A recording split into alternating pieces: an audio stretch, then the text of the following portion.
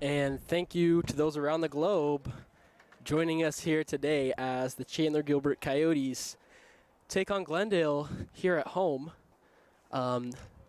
These two teams clashed yesterday, and the Coyotes came out on top. Close game, good game, as these conference games usually are. And on the bump today for the Coyotes is Alex Carnes, as he deals a nasty curveball there, but the batter's able to hold off. Behind the dish is Eric Anderson. Over at first, Dante Turgeon. Second base, Jamison Armstrong. Shortstop, Camden Plew. And third base is Ethan Hatch. And Ethan Hatch is giving chase to this foul ball right now, and he's unable to make the grab. Out in right field for the Coyotes is Ryder Hancock. In center is Amir McGee, and in left field is Porter Pittman. Man, these Coyotes, you can't let them get hot. That's what they say. And they like where they are right now, as that ball is driven hard on the ground through the right side for a base knock. And Carnes, here in the top of the first, now has a runner on first.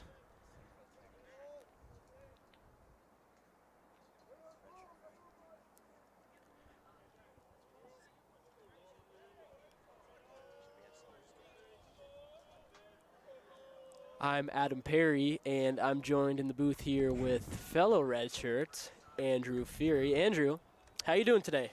I'm doing great, Perry. I'm doing great. Yeah, it's a great day for baseball, as I always like to say.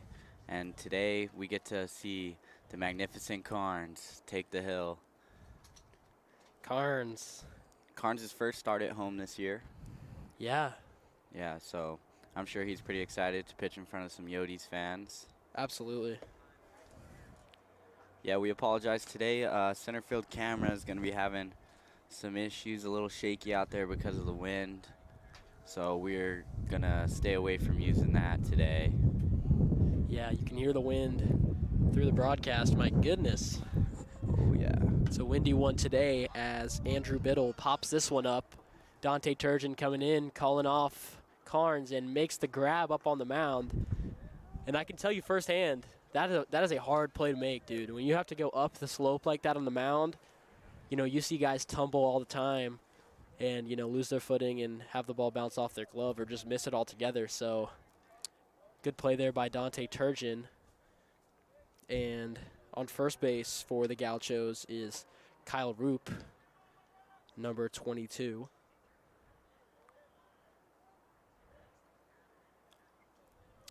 Carnes looking back, leg lift and deal. Bender outside part of the plate. And some good defensive work by Eric Anderson to keep that one in front, keep the runner home. Up to bat is number 14, Carson Baker, for the Glendale Gauchos. And, the runner went, Eric threw down, and J-Mo was unable to pick it. So the runner is safe at second. And a bit of confusion here. People looking around. Time is called, and we're back to action now. 1-1 is the count.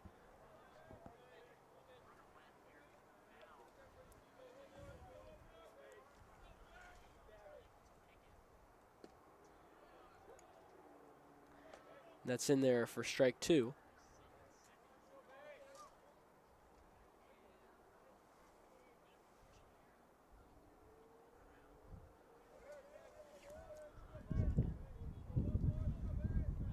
Carnesy looking to run her back. That's going to be a ground ball over to J-Mo. He's going to throw on over to first. Dante Turgeon, who makes the play. It's good fielding there by J-Mo, something that he's done all season. I mean, he has been a defensive just wall Dude, over that at glove second is base. a magnet, bro. Dude, That glove is a magnet, and he can move, dude. His range is seriously impressive. He's made several diving plays so far this season. Human highlight reel. Absolutely. And that ball is driven hard into the left center gap, and that's going to fall. And that's number 11 for the Gauchos. Wow, that ball's not on their roster sheet, but that ball's hit pretty hard. yeah, that double in the gap will score Kyle Roop. So just like that in the top of the first, the Glendale Gauchos have drawn first blood. Yeah, in step in number 29 for the Gauchos. He's looking to do the same as the guy who was hitting before him. You know, you want to keep momentum going in an offensive lineup, especially if you want to have an offensive mindset and get to a team's bullpen early, which I wouldn't advise because the Coyote bullpen is extremely deep. well. Carnes is going to work out of this situation here. He's going to get the Coyotes up so they can start hitting and answer back. There it is. Fastball is going to miss low. Carnes attempting to attack the zone there. Very well.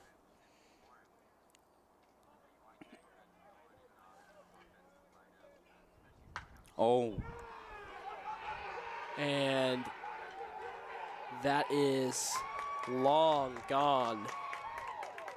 That is Brian Espinoza, who has 3 home runs already on the year. He is the only Gaucho player with a home run at all this season, and he makes it number 4 with a big one.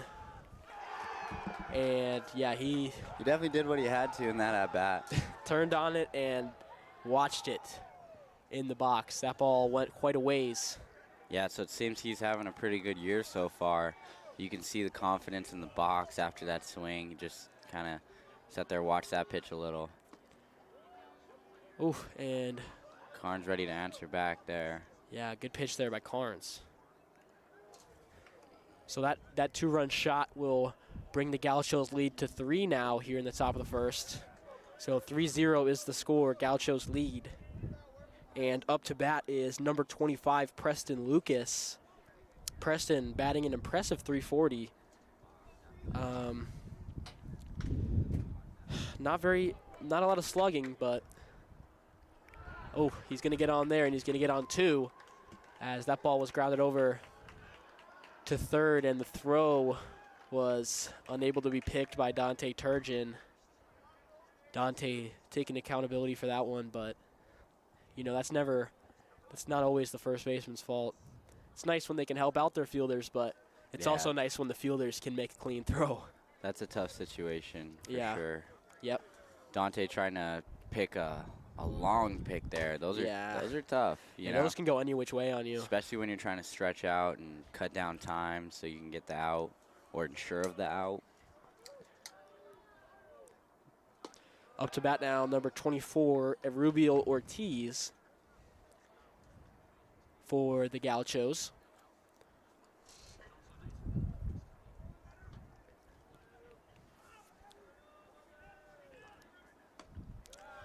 And Carnes missing twice in the same spot there. Maybe yanking that fastball a little bit. It's always interesting to see how pitchers respond to you know, innings like this where you start off giving up a couple of good hits and runs. You know, hopefully he can reel it back in, limit the damage. Because 3 is, you know, not a number that the Yotes would be afraid of chasing at all. This Yote offense put up 6 yesterday.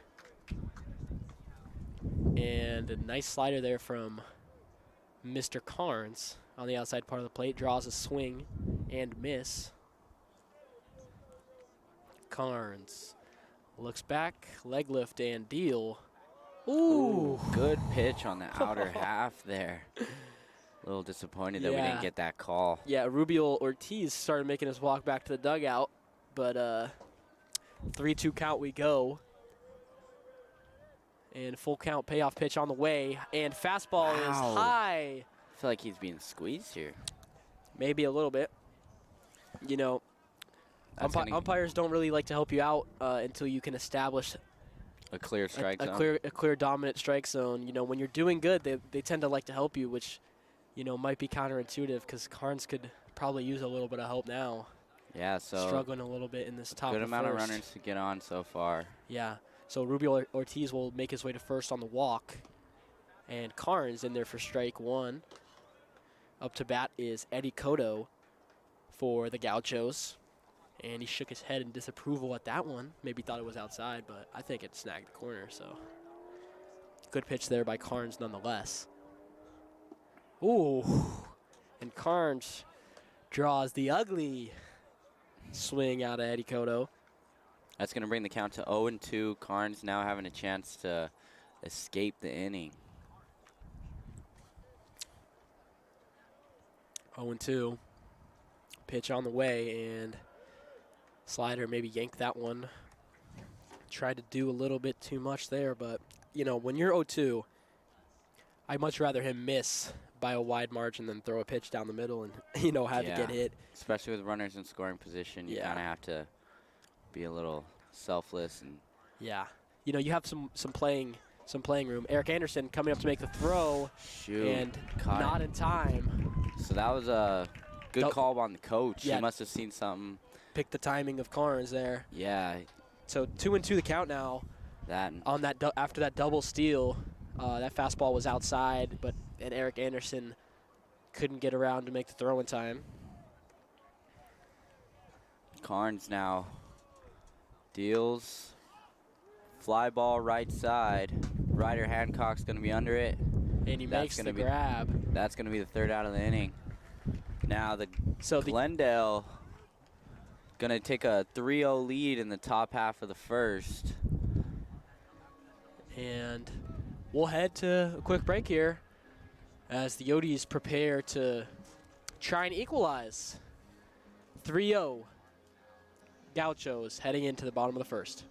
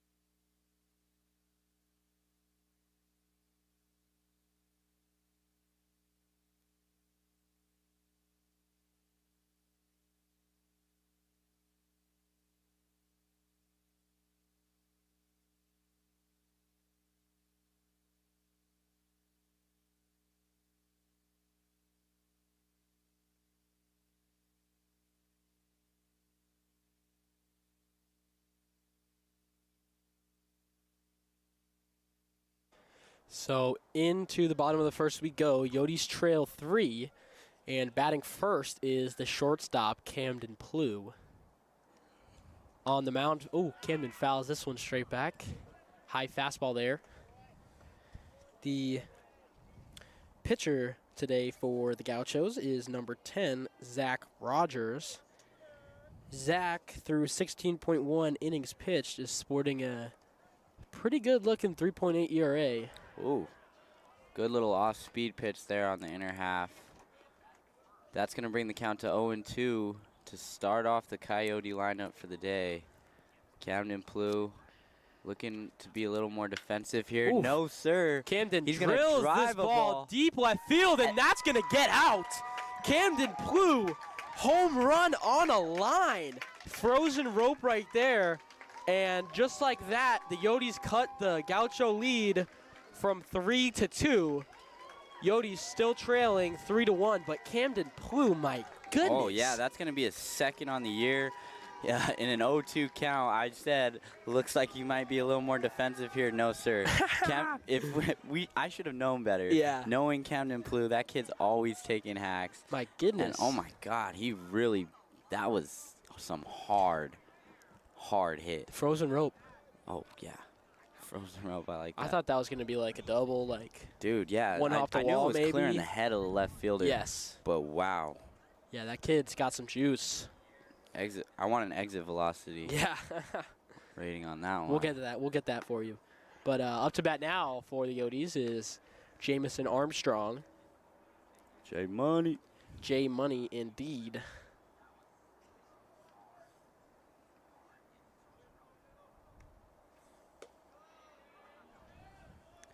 So that's always fun, hitting behind someone that just goes yard, especially to start off the game. You know, not many leadoff hitters have juice to just leave the yard, but Camden Plew is a completely different story.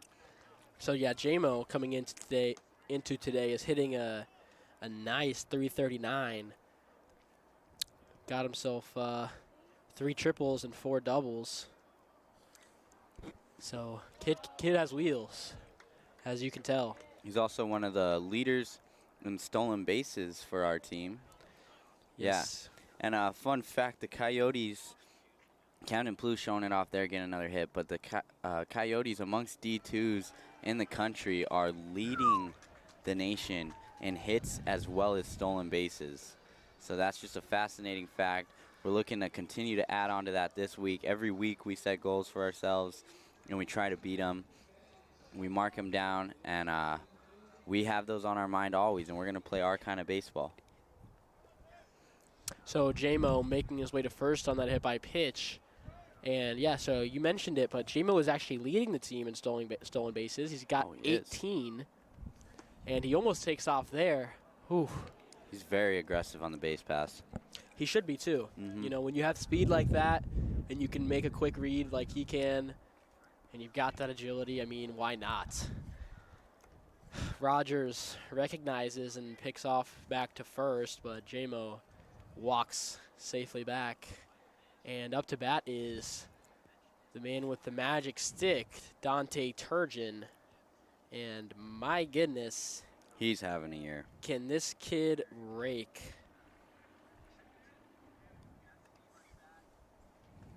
J-Mo again with a comfortable lead over there first. And he's going to take off. And he's in. Oh, he's not in there. J-Mo not going to contest. Gets up right away. He must have known something we didn't. He got what looked like a good jump. Yeah, I would say that it's not that he thought he was out, but, you know, J-Mo is just that standout of a guy, you know, on and off the field. He's a leader. He's never one to complain.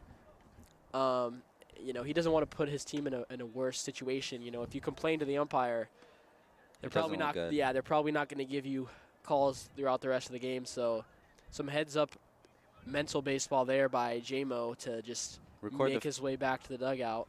Yeah, he's going to be the first recorded out of the inning. Dante skies this one into shallow center, and making the grab is the center fielder. Not shallow center, but it looked like shallow center off the bat, but I forgot how much pop this kid has. The ball just goes. Absolutely. Yeah, so stepping into the box. Now stepping into the box is the Tank Tate. This kid is leading the Coyotes in hits. So he's one of the main to thank for the hit record that the Coyotes are holding right now amongst the nation. And Tate, man, he's just having game after game where he's getting 3+ hits, 4 hits. Like, it started off as just a hitting streak, but now it's just like you cannot stop him from hitting. No, absolutely not. Yeah, Tate Lewis has been on fire. He's hitting an immaculate 410 on the season. And he takes that two-seam there for a strike. So 1-2 now the count. Rogers gets the sign, leg lift and pitch is on the way. And the 1-2 is fouled towards the first base dugout. First baseman is unable to make the grab. And Tate Lewis gets another chance here to do some damage. We've already seen some two-strike damage so far this inning for the Yotes. Oh, yeah. With Camden Plew with that laser of a solo shot. That was an absolute missile. Yeah. Oh. Oh, he's going to ring him up. Tate Lewis didn't like what he saw, but the umpire did. So strike 3 is called, and that's the third out of the inning. Rogers allows 1 here in the bottom of the first. Yotes trailing 1 to the Gauchos 3 as we head into the top of the second.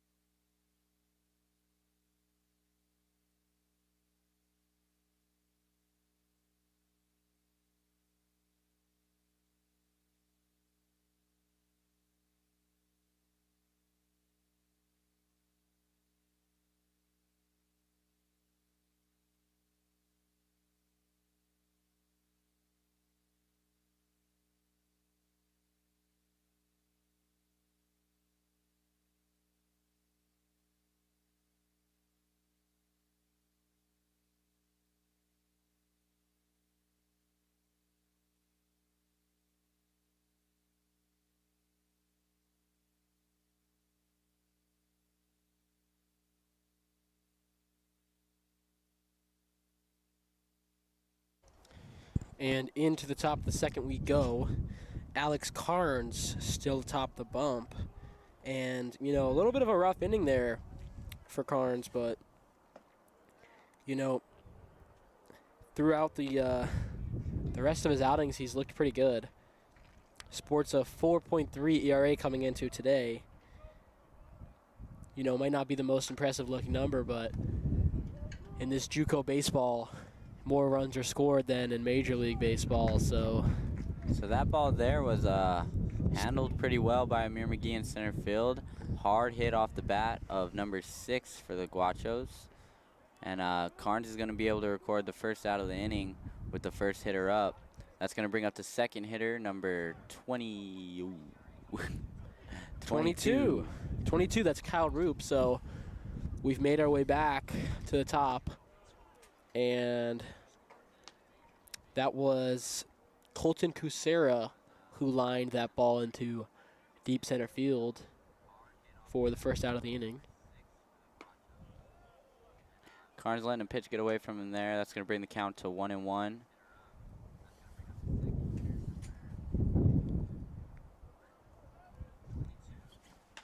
And Kyle Roop grounds this ball over to Camden Plew at shortstop. Plew fields it cleanly. The throw is good. And just like that, the Yotes have 2 outs here in the top of the second, and Carnes is off to a much better start than last inning. So maybe recompose himself in the dugout, realize that how good he is and what he's capable of, and now he's putting it to use as the Gauchos struggling against him this inning. Up to bat, number 8, Andrew Biddle. And Carnes. Good fastball there. Yeah, deals the 1-0 in there for strike number 1. Good work there by Alex Carnes. Carnes sports a 3-pitch mix. He's got the fastball, normally around 90, up in the higher 8s. He's got the changeup, right around 80. So a good right around 10-mile-an-hour split between 2 pitches, which is exactly what you want between the fastball and the change. And he's got the slider. The slider is definitely more of a top to bottom slider, more vertical movement on it, so almost a slurve, a mix between a slider and the curve. Would you say like 12-6 a little bit? Not 12-6, but maybe 11-5. And seriously, that's what it's called, man. And it's because of that high arm slot that he has, really allows him to get over his pitches.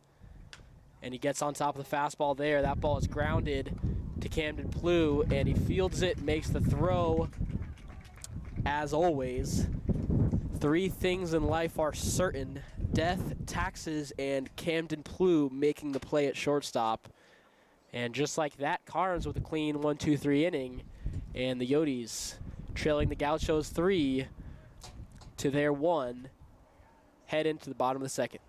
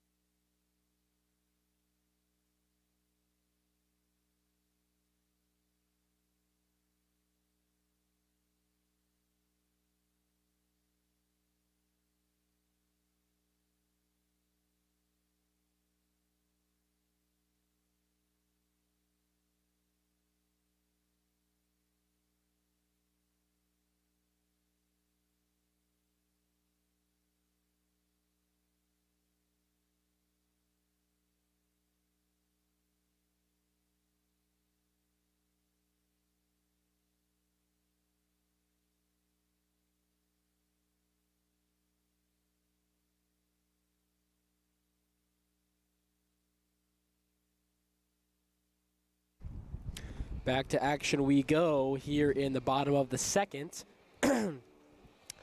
Up to bat is one of our good Canadian fellows, Ryder Hancock. So hello to the Hancock family and friends out in Canada.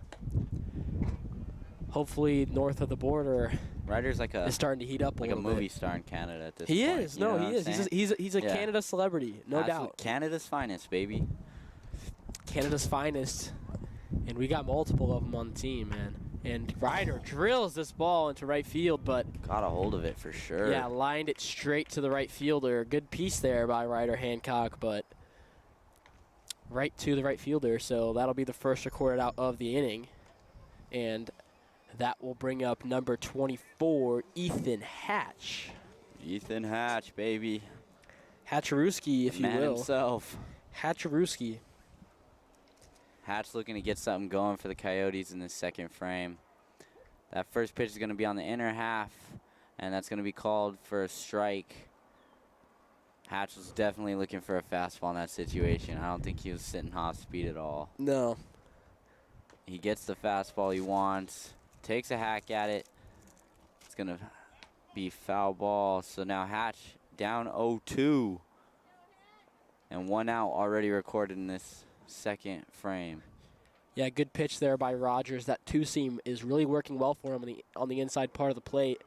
And that bender is tracked and caught by the first baseman in foul territory. So Ethan Hatch will go down, and Carson Baker made the grab on that one over at first. But 2 outs here in the bottom of the second for the Yotes, and that will bring up Porter Pittman.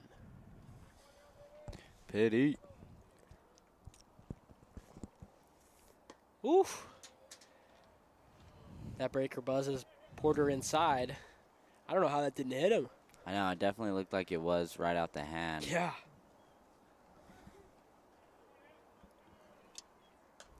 Porter fouls this one straight back.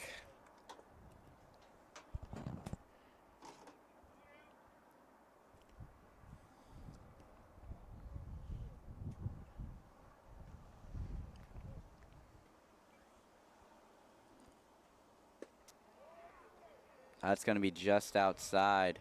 Porter with a good eye there. That's going to bring the count to 2-1. He's now back ahead. and he needs to get something going for the Coyotes here if they're looking to chip away, to continually chip away at the lead that the Gauchos have. Porter's going to leave another ball low. Count 3-1 now. So he's in a hitter's count. Good situation to be in for sure. Can he take advantage here? Ball underway. Ground ball to the third baseman who mishandles it. He's going to throw on to first. Not in time. Porter Pittman beats that one out after some bobbling over at third base. See, you got to do anything to get something going, and Porter was able to do that. Oh yeah, anything works, man. Any way to get on base, the Yotes will take it. Absolutely. So that'll bring up Eric Anderson, the defensive mastermind. Yes, sir. Sunshine, Eric Anderson. Sunshine.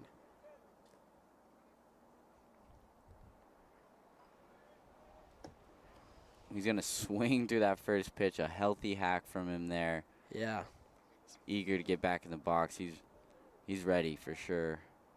So the score 3-1 Glendale lead.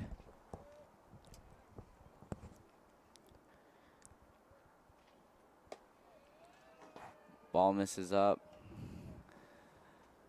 On deck is Amir McGee, center fielder for the Coyotes today. Eric Anderson catching, and Porter Pittman in the outfield as well.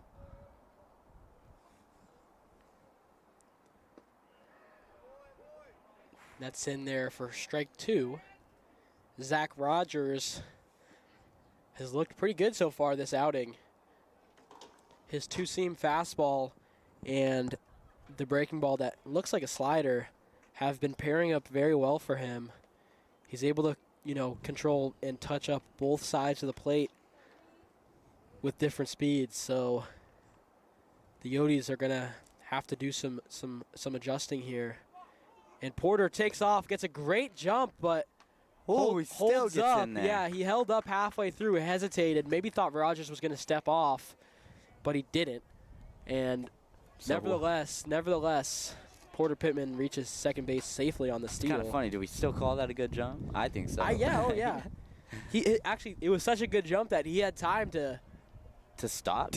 And still make it. So makes sense. Yeah, good job by Porter Pittman there.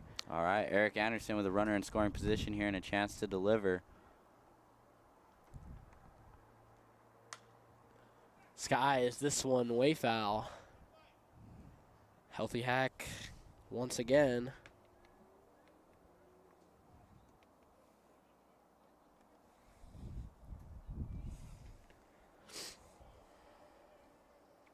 Eric Anderson coming from Nevada. He's liking the Arizona weather. He's looking to add to his hits on the season. And he grounds this one up the middle, fielded cleanly by the shortstop, and the throw is good. So Rogers got 2 quick outs, and then Porter got on, but he was able to work his way out of that one with relative ease. So just like that, we head into the top of the third. Yotes still trailing. Glendale 3, Yotes 1.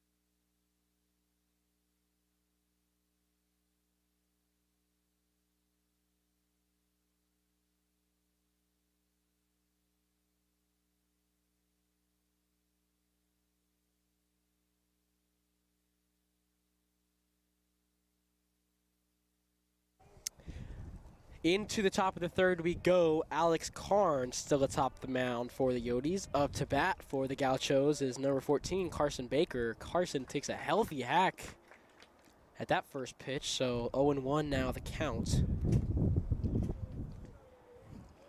And Alex Carnes had a quick inning his last time he came out after a rough first inning, which was going to bring across 3 for Glendale. Yeah, so seems like he's found his footing, though. I mean, 0-2 already. Yeah, he's definitely able to bounce back. Here against Carson. Carson Baker hitting an impressive .333 on the season. And a good 0-2 pitch there by Carnes. Stays away from the plate with that slurve of his. Good pitch, man. I really like that pitch from him. And fastball bounces off Carnes' glove on the ground. On the ground ball, and no play to be made there. That ball kind of dribbled into no man's land, so Carson Baker will reach first safely. Now up to bat, Matthew Cammons, who's going to follow what I would rule a base hit for. Yeah, a base hit. Yeah, a base hit that ball. for sure. Yeah, that ball was hit hard enough to where, even though it bounced off the glove, in the scorebook it'll go down as a hit. So. Ooh, good fastball first there. Pitch there from Carnes. Yeah. Just outside. Thought, yeah, maybe a little bit high and out, but very competitive pitch. I maybe thought it painted the corner, but doesn't get the call. Doesn't get the call, man. So yeah, Matthew Cam is up to bat, and ooh, Carson takes off, but that ball, fastball inside, and it bounced hard off of Matthew Camen's hand, so he's in a lot of pain right now. You know, you see that every once in a while, and normally it results in a broken hand. One of the metacarpals. And yeah, he's in a lot of pain, so the coach, the third base coach, and the head coach talking to him a little bit, feeling out his hand. You know, one of the biggest tells of a broken hand is if you can move it or not. So, opening and closing it. He's Was that on a swing, or are they rewarding him first? Do you know? This is always interesting. Every time this happens, it's a huge confusion. So, we'll have to see what the umpire deems it as. You know, he didn't really swing, but might have caught a part of the knob. Who knows? We'll see here.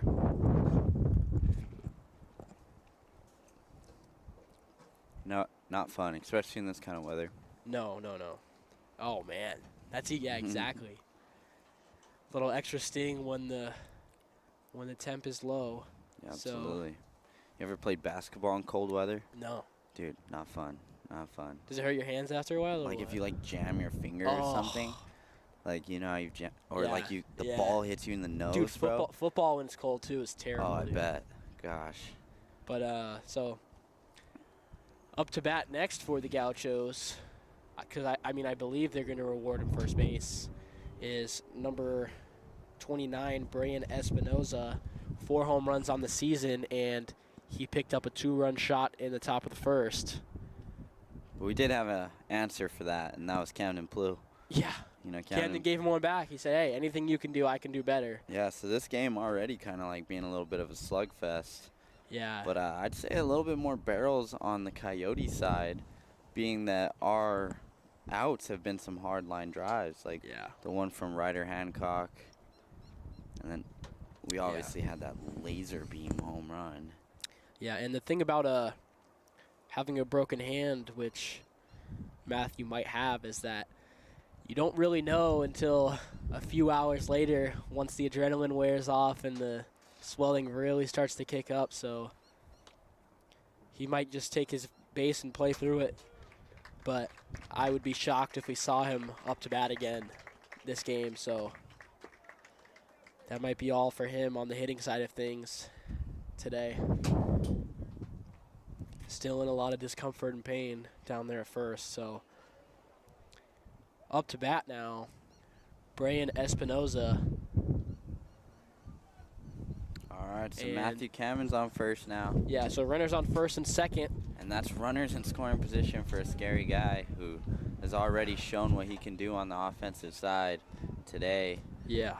Just an inning ago, man. You know? Yeah. Did we get the call there? I think we might have just got a call there. I know, my monitor got in the way. From the blue. It's really hard to tell with his umpire because his strike call was right in front of his face, which is not something you and it's quiet. See. You know? Yeah. It's not something you see ever, really.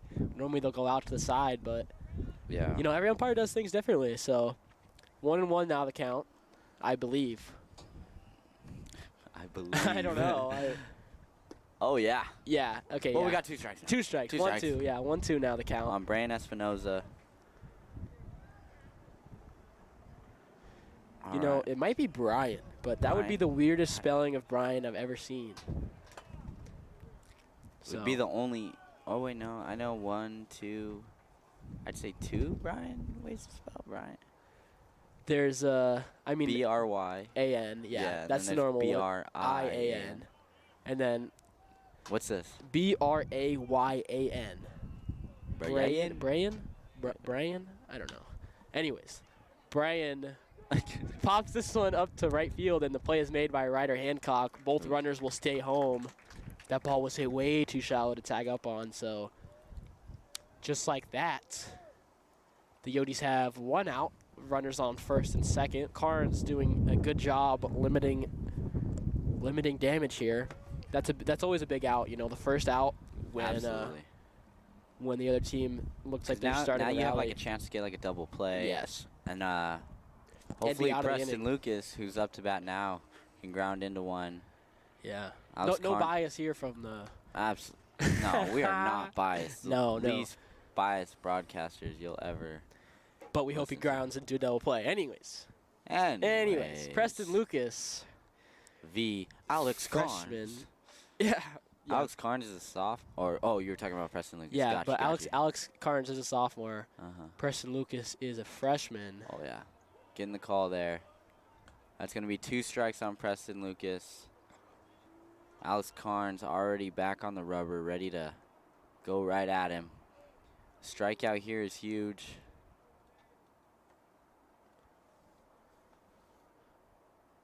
Oh, yeah. Alex Carnes is going to do just that. Strikeout, yeah. That's going to be his first strikeout on the day. So that's going to bring up number 24. Rubiel Ortiz, a freshman infielder for Glendale.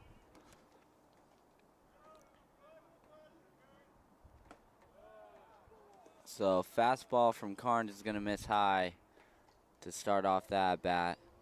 Alex Carnes with 2 outs now. He was able to battle back quickly after allowing the first 2 runners to get on, one by a hit by pitch, which is never a good sign as a pitcher. No. Yeah, it's always bad to kind of lead off an inning with the walk as well. Yeah. Carnes was unable to field a hard hit ball up the middle. Yeah. So that resulted with the first runner. And that ball is drilled foul down the third base line. Hard grounder there from Rubiel Ortiz. And Rubiel, an Arizona native, the freshman coming from Alhambra High School. A very competitive 6A baseball team out here, which is the highest division in high school baseball. So he has some credentials to his name. Absolutely. Also batting in like the middle of the order. Yeah. As a freshman, that kind of shows impressive. that you got some pop for Yeah. sure. Count's going to be full now for Alex Carnes to a Rubiel. 2 runners on. Big pitch here for Carnes, probably the biggest of the day. If he can escape here without runs, that would be fantastic. That one is fouled straight back. So a Rubiel Ortiz hitting 255 average on the season. So not the most impressive number, but his slugging percent is 362. So that tells you when he gets a hold of it, He normally is going to go for some extra bases.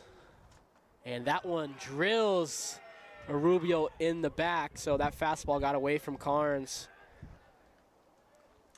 Looks like it two-seamed a little bit too much. That's going to load up the bases. So now we got Carnes in a little bit of trouble. He looked like he was about to get out of it. He's had 2 hit batters this inning. Yeah, that's very tough to deal with as a pitcher, you know. Putting yourself in a situation like this and trying to work out of it is no easy task. So it's kind of a small mistake with a big consequence. Yeah, you know, and having it happen twice. Because it's just like one pitch getting away from you. It's not like you threw 4 consecutively in the other batter's box. Absolutely. So Eddie Cotto is batting for the Gauchos here as he fouls that one away.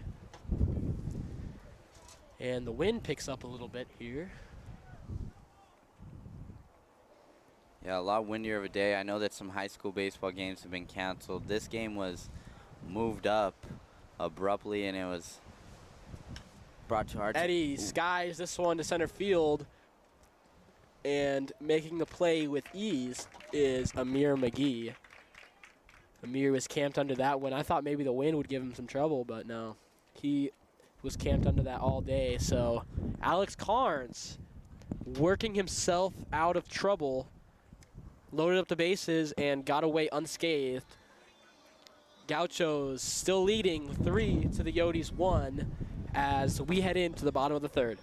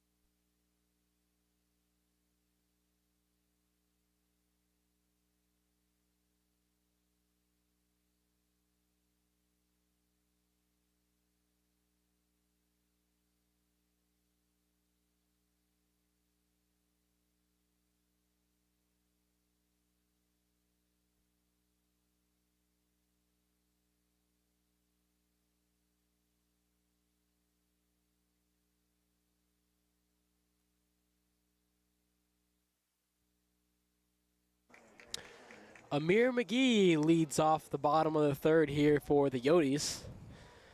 I love that teal bat that Amir has, man, especially with these jerseys. Oh, yeah. Zinger brand, too. Yeah. And an inside fastball there from Rogers. There's that two-seam from him. Yeah, the two-seam kind of keeps getting away from him, coming on the inside part of the plate. Yeah, and he normally pairs that with the slider away, so. Ooh, but he doubles up there. Amir hitting that ball hard. Yeah, good piece from Amir. But foul. And the wind is picking up even more. Hopefully we don't have a storm rolling in. Knock on wood. Amir lays down, flashes bunt, pulls back in time. That bender stayed high and inside from Rogers. Almost clipped Amir in the head, but he turned away just in time. And Amir fouls this one off. Good battle here from Amir McGee. So 2-2 the count now. Apologies for the wind that I know you guys are hearing on the broadcast. It just keeps coming in harder. The 2-2 pitch swung at and missed by Amir McGee. So Rogers records a strikeout for the first out of the inning. And that will bring up Camden Plew, Mr. Green Jacket, and the man with the solo jack, which is the only run for the Yotes so far. Big run, though, big run. Keeps us in the game always. Yeah, and it shows that, we're here. Even though they put up 3 in the top of the first, that home run, I feel, really stifled the stampede from the Gauchos, and definitely helps Alex Carnes maybe get some confidence back on the mound, realizing that he's got some hitters behind him, man. He's got some guys that can do damage and make up the run differential. So yeah, he can definitely continue to pitch his game for sure and not have to worry about pitching in a defensive way, even though there is some life in the Coyote bullpen. Yeah. Looks like it's going to be Jacob Anderson. He's moving around out there. And Rogers just threw a nasty bender, froze up Plu. And he deals again. There's the bender, and a good play by the third baseman, number 29, and he makes the throw. Wow. That ground ball was bounced very high. And number 29, Brian Espinoza, he's having an incredible day, and he adds to it right there with that play. All right. Retiring Camden Plu for the second out of the inning. So that'll bring up J-Mo. J-Mo. J-Money. Yeah, man. He's a very fast kid. He's a kid you don't want to have on the base pass if you're the Gauchos right now, because behind him are some heavy bats. And I mean heavy. By the name of Dante Turgeon. Or Turgeon, sorry. It's all good. That's just Joe rubbing off on you. Yep, for sure. So J-Mo swinging through a second pitch of that bat there. That's going to bring the count to 0-2. 0-2, and J-Mo has done plenty of damage 0-2 this season. And he watches that bender fall at his feet. Back foot slider there from Rogers, but doesn't get a bite from J-Mo. In the righty on lefty matchup, that's normally the put away pitch, the back foot slider.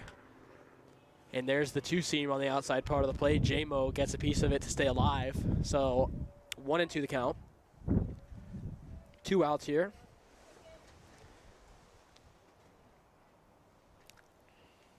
J-Mo back in the box. See if he can get something going for the heart of the Coyote lineup to come up. And another back foot slider is spit on by J-Mo. So 2-2 now the count.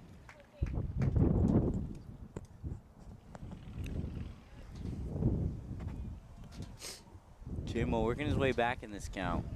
Pitch on the way. And J-Mo flies this one to right field. And the right fielder was camped under it. So Rogers, with a clean 1-2-3 inning, is able to bring the Gauchos offense back up. And Carnes will take the mound for the Yotes here in the top of the fourth. Gauchos still leading 3 to the Coyotes 1.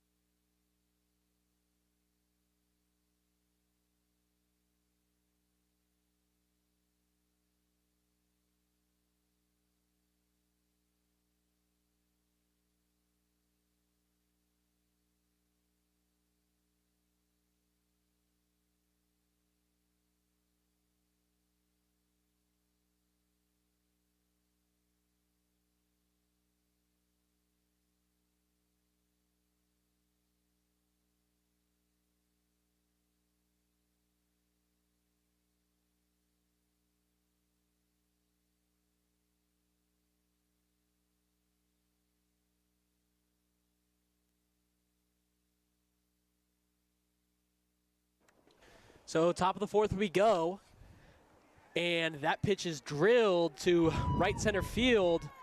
That's number 6 for the Gauchos. He's rounding second. He's going to try and take third, and he's in there. Porter Pittman with a good backup on the throw there. Great backup from the outfielder Porter Pittman there. That's number 6, Jacob Baller, who got a really good piece of that one. So Carnes, in his 4th inning of work here, probably under a short leash. And after that triple, yeah, there it is. Waddy is going to make the walk. So a very short leash for Alex Carnes.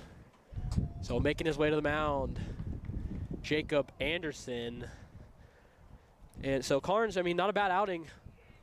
Just got off on the wrong foot, and that kind of, you know, threw him off for the rest of his day. He ate up a lot of pitches in that first inning.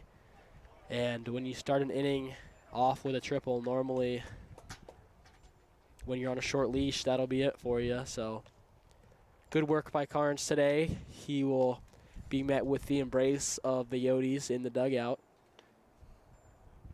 He'll bounce back for sure. Not even a tremendous lead that the Gauchos have over the Coyotes right now. Carnes is still able to keep them within a swing's reach for sure. Yeah. Because they all their runs came at the hand of almost one player. Or no, they came in that first inning, 2 of which were off of one swing. So it's just kind of one mistake from Carnes there. All the other runners that were able to reach base were able to remain on base. So Carnes did a good job of minimizing throughout his outing. But yeah, no, that's gonna bring up Jacob Anderson, who this kid's a juggernaut. Juggernaut. Yeah, he's been great out of the pen so far this year. I believe did he have one start? I think he's had a start here at home.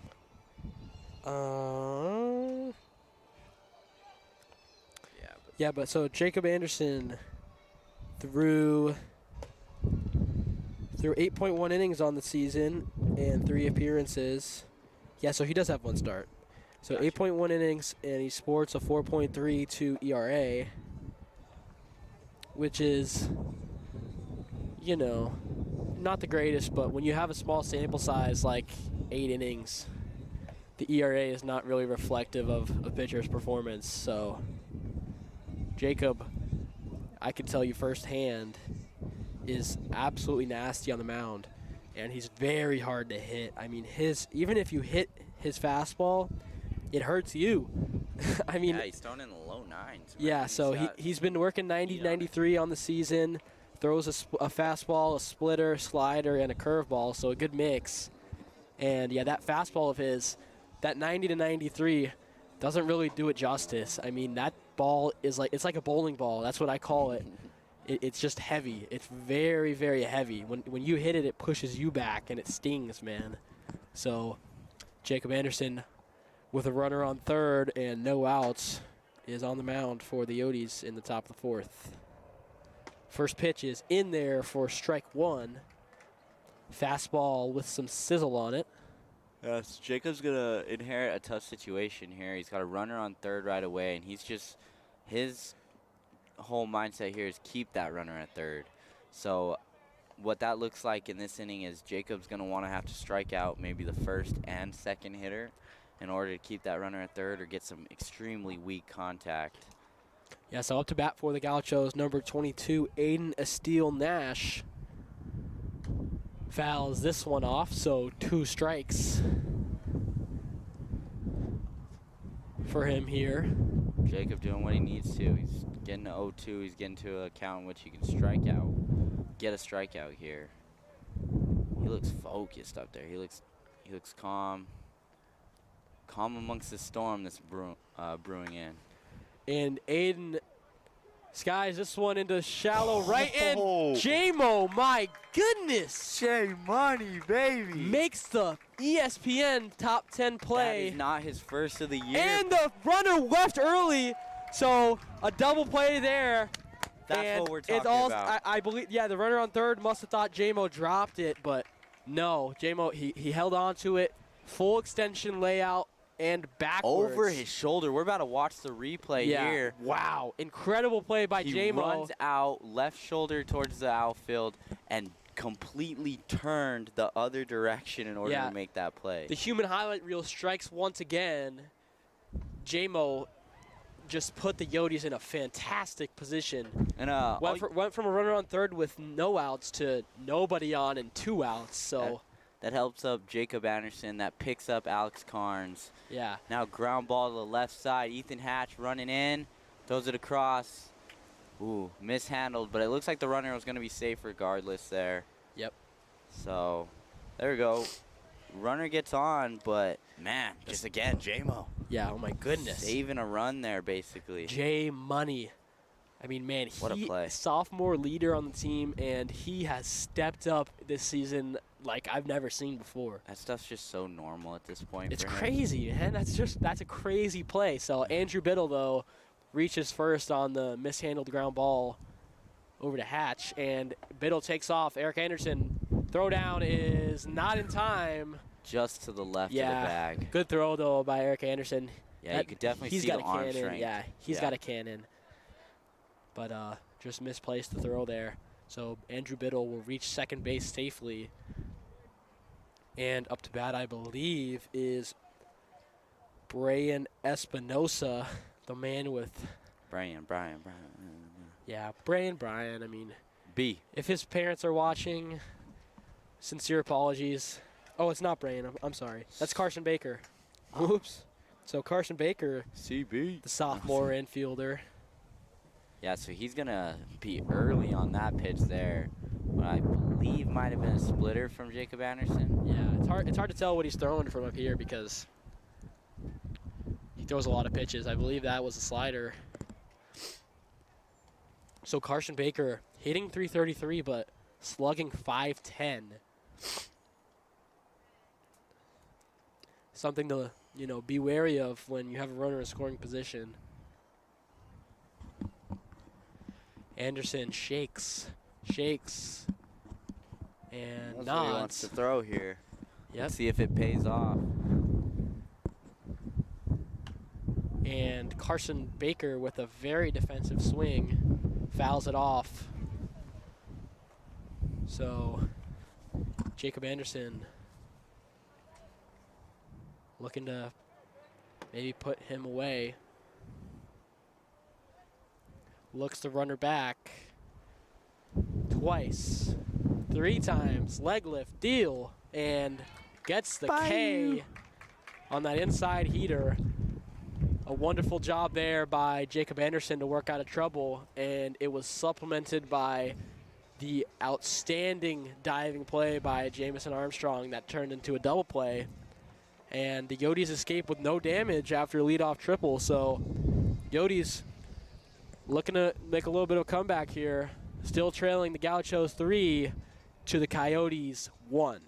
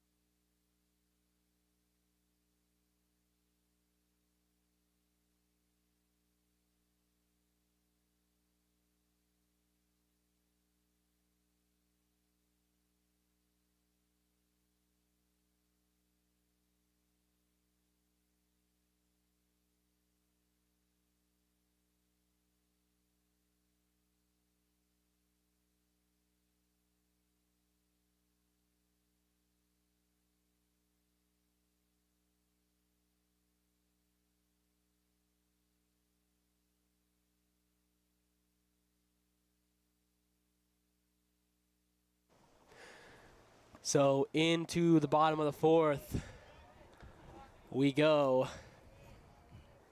It's Dante Turgeon, the man with the magic stick, up to bat. And he's got a different bat today. It's got some stripes on it. We like stripes. Yeah. Dante has earned his stripes, so to speak, being a huge catalyst for the offensive success of the Coyotes on this season. And he's got 4 bombs. And pairing that with a .410 average and a .738 slugging percent is just ridiculous. And Rogers bends a nasty slider in there for strike 2. Dante looking to play a bit of defense. Watches that one. So 3-2 the count for Dante Turgeon.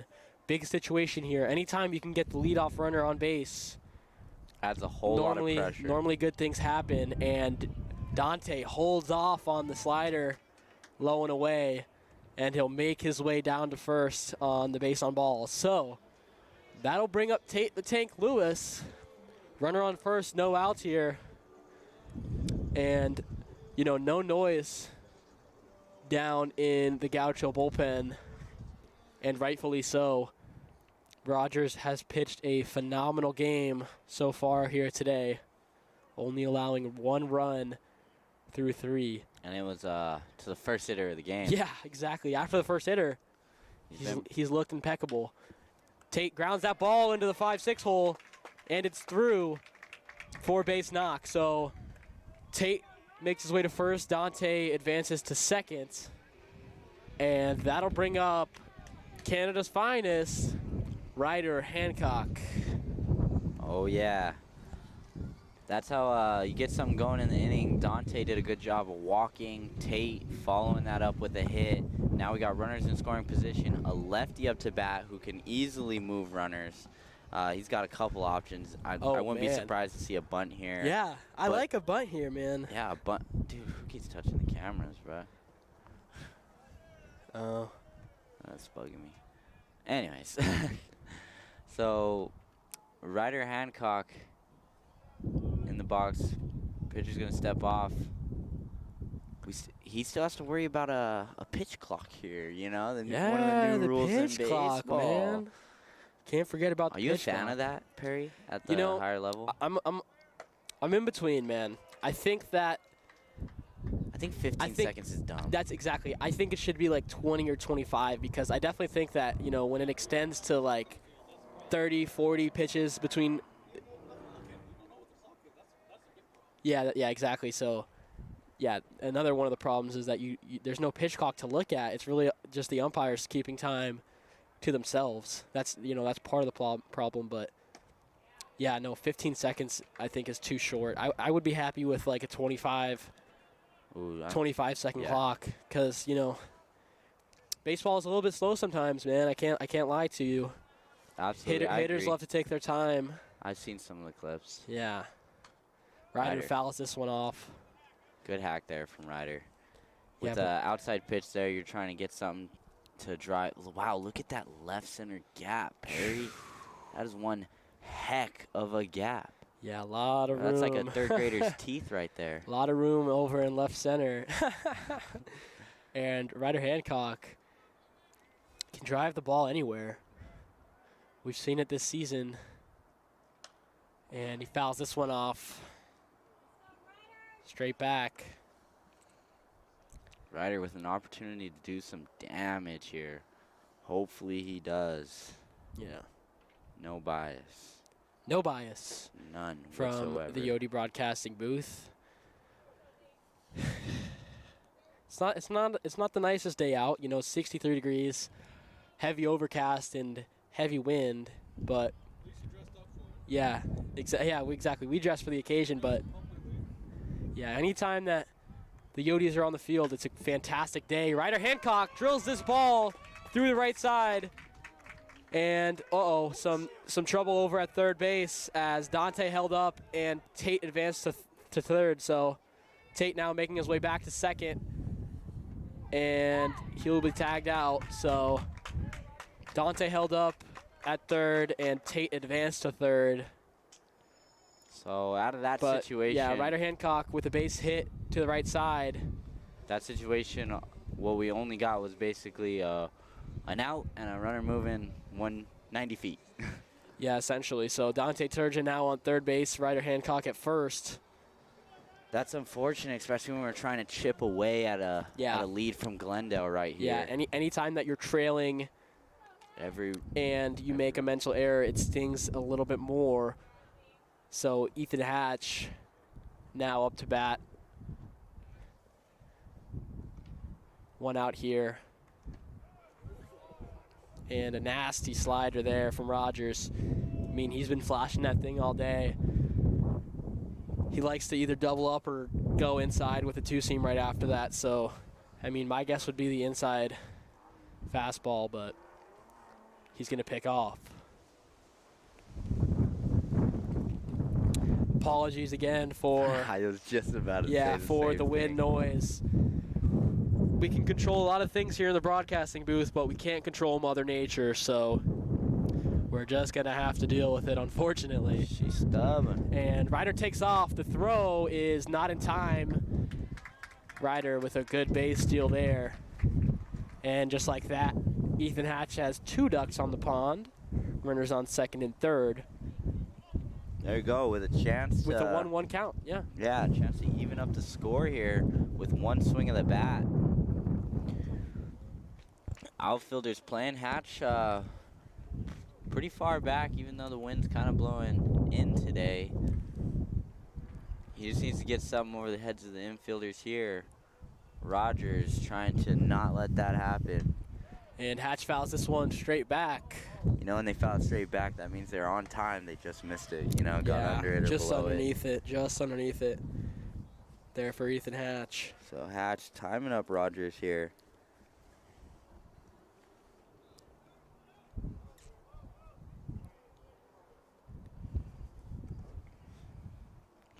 Good chance for the Coyotes here in the 4th inning. Hatch with a good spit, and that ball almost gets away from the catcher, but he makes the quick read, and Dante will hold up at third, so good job by the catcher there, number 23, and Zach Rogers came in to cover home plate.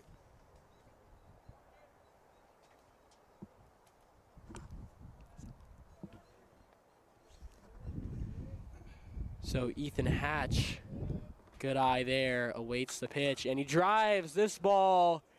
Oh, man, that sucked. That was hit so hard. Yeah. So unfortunately. Ethan Hatch, that inside pitch, he sat on it. I think it was a curveball. Sat on it and drove it hard in the air down the left side, but it was foul, unfortunately. He did a great job of keeping his hands inside that ball. Yeah. He's been battling this at bat. He's been on top of the pitches from Rogers. Rogers with the pitch underway. Ethan Hatch is going to take a fastball high for a ball. That's going to bring the count to full. 3-2. There we go. Walker knock here from Ethan Hatch would be fantastic. Yeah, Zach Rogers there. A knock far more rewarding as well. Yeah. Yeah, absolutely. Be nice to pick up some RBIs for the Yotes as the 3-2 pitch is on the way and driven hard up the middle by Ethan Hatch. And Dante will score. Rounding third is Ryder Hancock, and he's in there safely. Woo, Ethan Hatch. Ethan Hatch. The Hatcher himself grounded that ball very hard up the middle. The center fielder came up throwing, trying to get Ryder out, but Ryder Hancock has some wheels. So just like that, a 2 RBI single for Ethan Hatch brings the Yotes right back into this game, and we're all knotted up at 3. That'll bring up Porter Pittman. Pete Pitty, baby. So this man is another one that's just been extremely hot for the Coyotes. And that's fantastic to have, especially in the bottom of the order, because he can bring up the top with runners on almost always. And following the RBI single from Hatch, we have a chance to take a lead here in this 4th inning for the first time today for the Coyotes.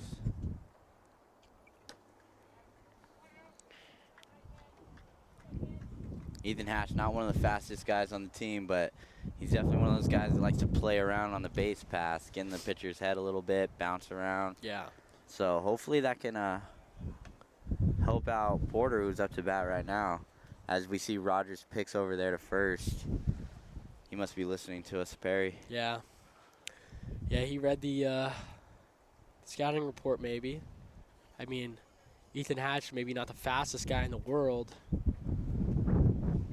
but you know Rogers has got to play the mental side of the game, man. He's got to keep the runners close. Baseball is 90% mental, they say. I mean, I never really got that as much, though, to be honest. Really?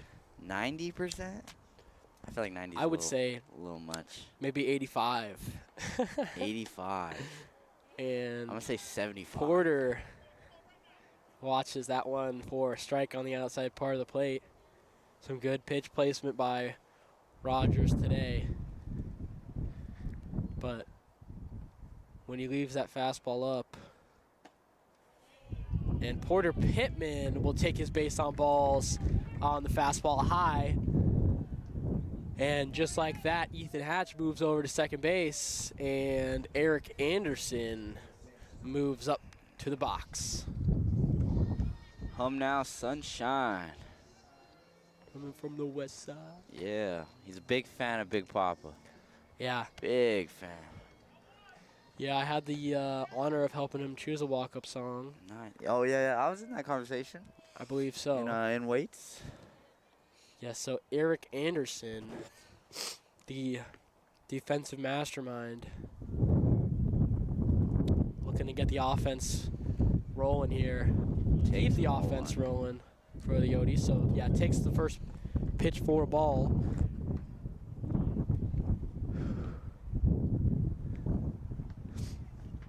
And I wish I wore pants today.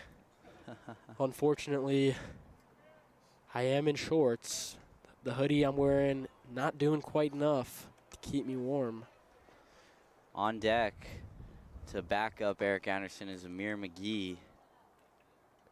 So Eric, he has a chance to keep the offense rolling here, and being a lefty, I think he's gonna split a gap today. If he can get a strike from Rogers here. Yeah, Rogers running into a bit of trouble, and the Gauchos bullpen is getting warm. Two pitchers throwing right now for the Gauchos. So Zach Rogers started off the game phenomenally after the home run from Mr. Plough, but he's run straight into a wall here in the bottom of the fourth as the Coyotes making their second and third rounds have got to him. They might have figured him out. Eric Anderson.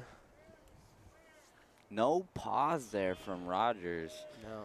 See if the umpires are going to hopefully pay attention a little better, because that would get two Coyotes in a scoring position. Yeah. And eliminate the force, which is very important. Mm-hmm. So 3-2 count now. Especially with one out. Come on. Yeah, Come on, Blue. 3-2 count here for Eric Anderson. This is a huge, huge pitch, either a momentum stopper or a momentum gainer, and the momentum from the Coyotes is halted temporarily as Eric Anderson swings and misses for strike three. So second out of the inning, and Rogers battled his way back into that one. So that'll bring up Amir McGee. Big opportunity here for the Coyotes. It's in the hands of Amir McGee. Ooh, nasty breaker there by Rogers.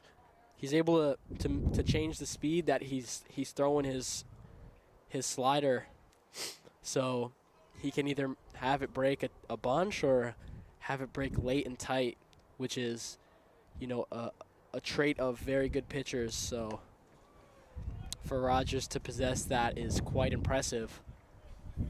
Misses high with the fastball there, though. That two-seam has gotten Rogers into some trouble here today. When he can't locate it, it's either hit hard or watched for a ball. Throws the breaker again, and Amir fouls it off. That one was late and tight. So Rogers now has Amir down 1-2. Tie ball game. Amir with a chance to change that. Yeah. Dude, it is pretty cold. It's cold. It's cold, man. I did not dress for the occasion. The 1-2 pitch fouled off by Amir, so Good battle from McGee. we'll do it all again, as the legendary Joe Pequeno would say. And we'd like to say hi to the McGee family, who's Philly out, fam. Yep, Philly Philly fam. as well as Florida. Yeah. Oh, They got the 'em all- McGees are all over the place, They're all man. over, man, and they like to tune in. Yeah, so Amir, glad to have them watching. The 1-2 pitch, swung at and missed by Amir McGee. A well-placed high and away fastball by Rogers will get him out of the inning. So Rogers limits some damage there, but allows 2 on the RBI single from Hatch. Strands 2 runners on, and we're all knotted up at 3 as we head into the top of the 5th.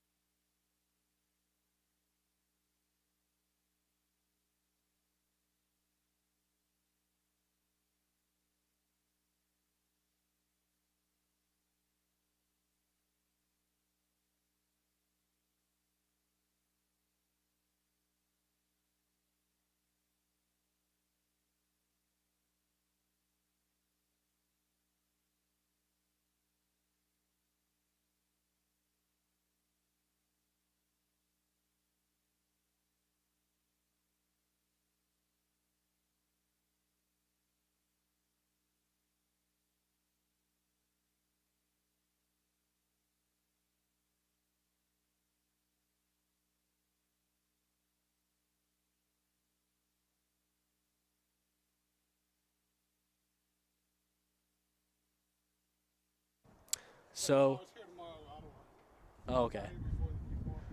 So top of the 5th, Jacob Anderson on the bump, and that ball is driven hard to deep center field, tracking back Amir McGee and making the grab catch. on the warning track. Amir McGee showing off the range and the poise. Yeah. He's able to track baseballs very well on the outfield. Dude, and that's tough to do in the wind. Yeah, You know, like yes. I've been an outfielder before. Yeah. I played outfield for almost most of my life. And I would say I'm good at tracking balls. No, Amir is really good at tracking balls. And on top of that, in the wind like this, dude, that is not fun. That ball's moving back and forth. Yeah, and he's so calm and collected when he's tracking baseballs too. Like, he knows exactly what speed to run to camp under it. Absolutely, right and that was before- yeah. that's big for a pitcher like Jacob Anderson, because if that gets down, that could be like a triple or Yeah. something like that, and that's not a fun way to start off your inning. Yes, so up to bat now for the Gauchos is number 29. That will be All right, while he gets that pitch underway from Jacob, that's going to be a fastball that misses low. I don't know how I could have forgotten, man. It's Brian Espinosa. So, yeah, the man with 2 run shots today, 4 homers on the season. The only Gaucho to have a home run this season. And Jacob Anderson buzzes him inside with the fastball. That'll be, I believe, ball 4. So he'll make his way down to first. And that walk brings up number 25, Preston Lucas.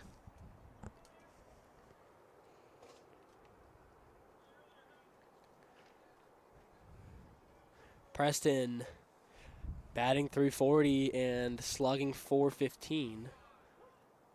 So very solid hitter for the Gauchos this season. Jacob in there for strike 1.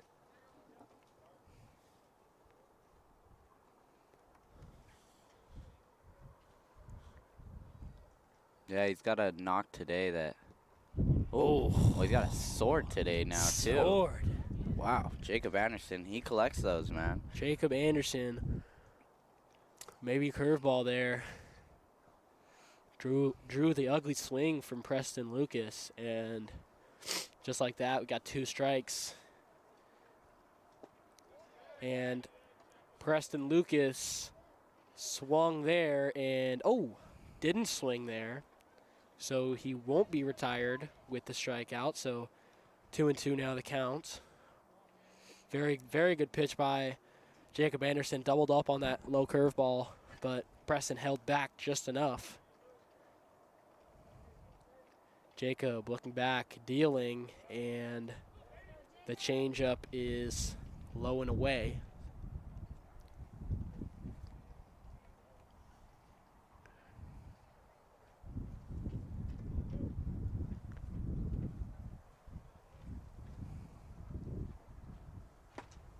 Ooh, fastball blown by Had some heat on it. Preston Lucas for strike 3. So he'll make his way back to the dugout. And 2 outs now here for the Yotes in the top of the 5th. That strikeout will bring up number 24, a Rubio Ortiz. The Arizona native. Arizona Alhambra native. Man, oh man, this wind keeps on picking up. Yeah, Eric Anderson doing a good job of keeping the runner close there. Yes. Trying not to let him advance. That run getting in a scoring position is not what we need here. We need to keep this game all knotted up at 3. That way we can have the momentum going into the back half of this game. Look at that. Jacob Anderson now picking over there. They're a little worried about Braylon over at first, who we know he has power. We haven't seen the speed yet, so. Yeah, so Jacob Anderson, the fastball ran way inside, but Rubio Ortiz moves out of the way, so that'll be a ball. But, yeah, I mean, Jacob has looked phenomenal so far today. That power fastball of his has really set up and allowed him to use his changeup and slider. That might have been a changeup right there. Both his pitches, changeup and slider, his off speeds have pretty late movement, and it's because of his high spin rate,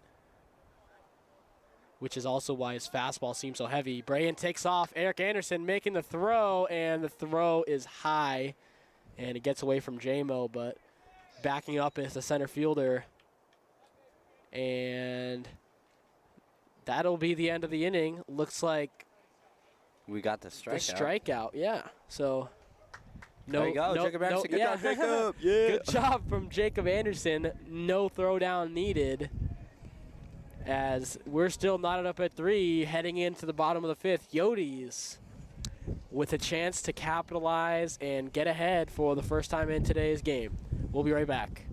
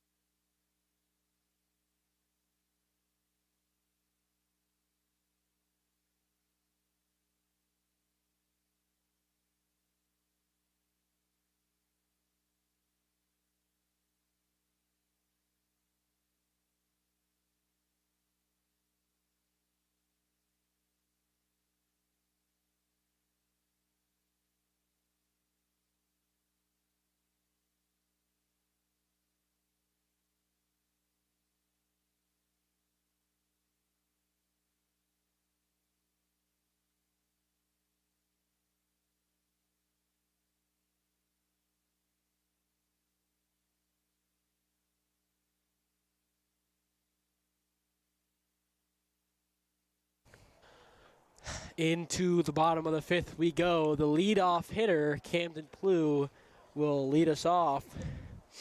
And he fouls the first pitch into the Yodi dugout.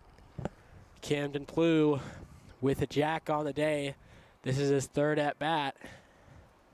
And his 3rd time seeing Mr. Rogers. Fouls that one straight back as well. So quickly falling to 0-2, but Rogers he's on Rogers' stuff, it seems. But yeah, Rogers. Rogers has been here through 5, and he's got 2 arms in the bullpen right now, so he might be on a short leash. Camden could be responsible for getting him out of this game, you know, getting something going. Yeah. Getting the Yodis fired up, getting to their bullpen, and maybe seeing what happens from there. 1-2 is a curveball in the dirt. Good eye by Plew. He didn't even think about swinging at that one. He must have seen that out of the hand. So Mr. Green Jacket. See the ball well. With the golden eye. Yeah, he is seeing the ball well today. So 2-2 the count. Pitch on the way. Swung at and grounded to the shortstop. Fielded cleanly. Throw is on the way. Not in time. He beat that out. Not in time, and the throw pulled the first baseman off the bag. You the man, Plew. So Camden Plew, the shortstop, the defensive wall, the offensive weapon, and the speedster all in one, the complete package, is able to record a base hit, infield hit, and knock Zach Rogers out of this game. So Zach Rogers, through 4 complete innings, allowed 3. And the Yodis, you know, he looked very good through the first 3, but the Yodis got to him in the 4th, ran up the pitch count a little bit.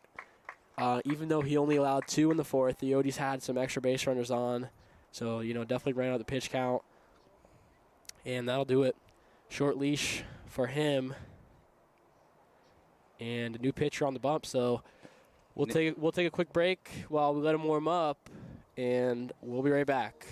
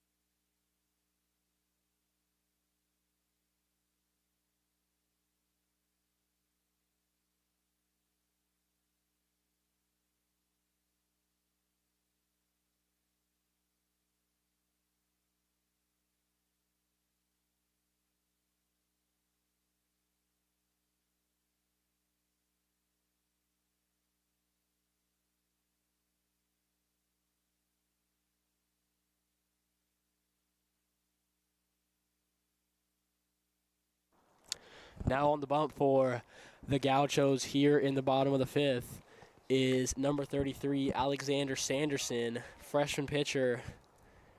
10 innings pitched on the season and an impressive .9 ERA. So he's allowed 1 run so far this season and starts off JMO with the ball.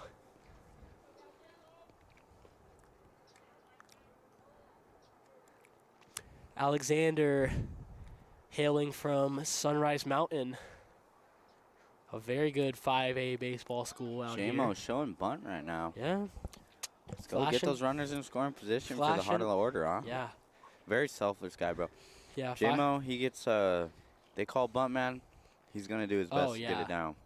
JMO and half the time he has a chance of beating it out. Yeah. Speedster, he has so many tools in his toolkit, man. The bunt is one of many. And Alexander Sanderson, the lefty, paying some close attention to Camden Plu over at first. J-Mo squaring early. Camden taking off, and Sanderson picked back at first. And just like that, Plu was caught dead in the water. So he'll go down for the first out of the inning. 1 out now, nobody on. A good move from Alexander Sanderson. Jamison Armstrong. He knew the Coyotes were cooking up something there. Yeah. J Money swings and drills this ball on the ground hard up the middle, fielded by the shortstop and thrown cleanly. So J Money will be retired for the second out of the inning. And Alexander Sanderson has cleaned up the mess that was left by Zach Rogers. So 2 outs now, nobody on, and Dante Turgeon up to bat. Even though there's nobody on, this is a dangerous situation for Sanderson. Deals the 0-0. Fastball in there for strike 1. I would completely agree, Perry. You know, Sanderson doesn't look to have the velo that's like more intimidating to a lot of hitters. Yeah. And Dante is a very patient hitter. If he can sit back, he could definitely do some damage here. Absolutely. And, you know, on the mental side of things, maybe Sanderson could be thinking, oh, I could take a step back. I mean, I have 2 outs, nobody on. I'll just cruise through this batter. But if he does that and he makes a mistake, he might pay dearly. Dante grounds this ball through the 5-6 hole and records a base hit. Good piece of hitting there by Dante. And Dante just adding to his hits on the year. Yeah, oh my goodness, dude. So that'll bring up Tate the Tank Lewis. Oh, yeah, an absolute tank for sure. Last time up, he got a base hit just similar to Dante's just now. It was through that 5-6 hole.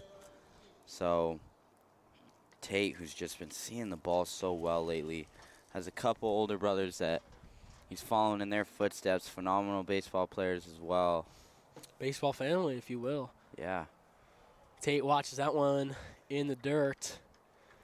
Sanderson taking his time getting back on the rubber, checking out the ball, checking out the center field batter's eye, maybe recomposing a little bit. On deck is Canada's finest, Ryder Hancock. Tate grounds this ball over to third, kind of a half swing from him, and the throw is good. That was fielded cleanly by Brian Espinosa over at third for the third out of the inning. And we're still knotted up at 3 here as we head into the top of the 6th. Jacob Anderson takes the mound yet again.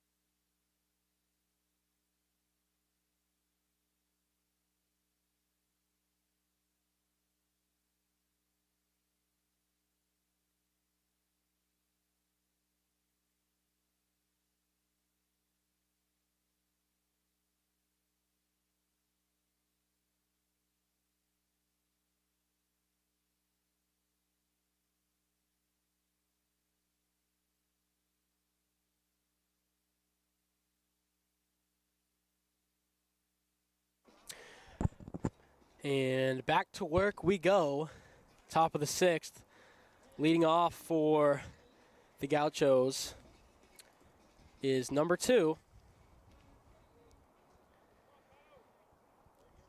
And that's Eddie Cotto. No. Yeah, so, you know, when I left the house this morning, I checked the temperature. I saw it was going to be in the low 60s. I saw it was going to be overcast. And I was like, hey, you know what? I can handle it, man. I can wear shorts and a hoodie, and I'll be fine. But I didn't account for the wind, man. The wind always gets me. So, you know, my mom said, what the heck are you doing? Why are you leaving the house like that? You got to put on pants. And I was like, Mom, I know what I'm doing, okay? And, you know, she's watching the broadcast, and she's blowing up my phone, giving me some crap about not listening to her. So, you know, Mama Perry upset with her little boy, man. She said, you know, she doesn't want me to get sick again, man. I'm just coming off the cold that's been going around, and I can see the goosebumps on your leg. Man. Yeah, it's bad. She, you know, Mom always knows best, is what they say. Absolutely. So, Eddie. So would you fouled say that one off? You should say sorry, Perry. I will. Yeah, Not no. listening, Mom, I'm sorry. I know you're watching this right now. I love you. Oh, good. Oh my goodness! From Anderson. Jacob Anderson. Gonna record another K on the day. Yeah, beautiful slider on the outside part of the plate, and Eddie Cotto didn't even swing. You don't know what to do with that pitch. No, man. dude. Starts at your hip, ends on the other side of the plate. Tough. Yeah, great pitch there. So up to bat now is the outfielder Jacob Baller. That's a cool last name, man. Baller. Baller. Maybe it's Bowler though. Bauler. Who knows, man? Baller. I'm sure we're butchering everybody's name so far today.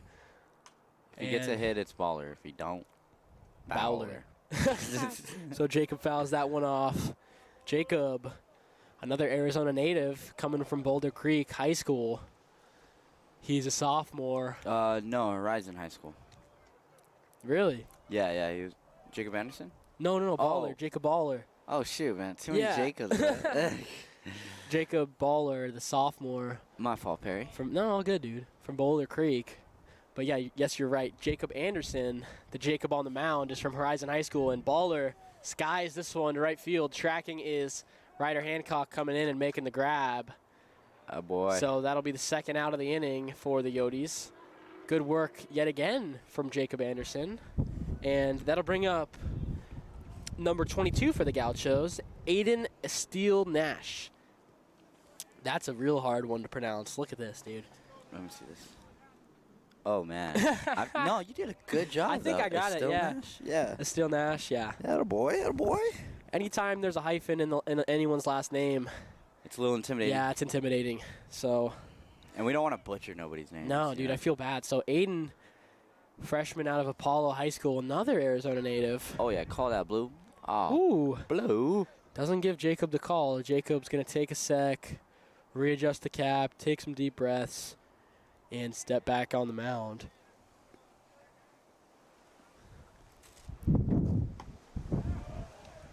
And, you know, coming into the season, Jacob Anderson was questioning, you know, whether he was going to be at 100%. He's coming off Accutane, and he had a lot of back pain. His back was always tight, which is one of the side effects from Accutane. He got off of it probably about 2 months ago in December, and ever since then, he picked up his velo. Oh, yeah, he was right back on track. He picked right up his away. velo that he lost, and he dialed back in on the mound. So, you know, good for him, man. Yeah, dude. Overcoming anything like that. Once they, like, cleared him from that and stuff, he came out like a bat out of hell, man. Yeah. He was just, boom, he was ready. So 3-2 count, pitches on the way, and fouled straight back. Aiden Steele Nash putting up a fight.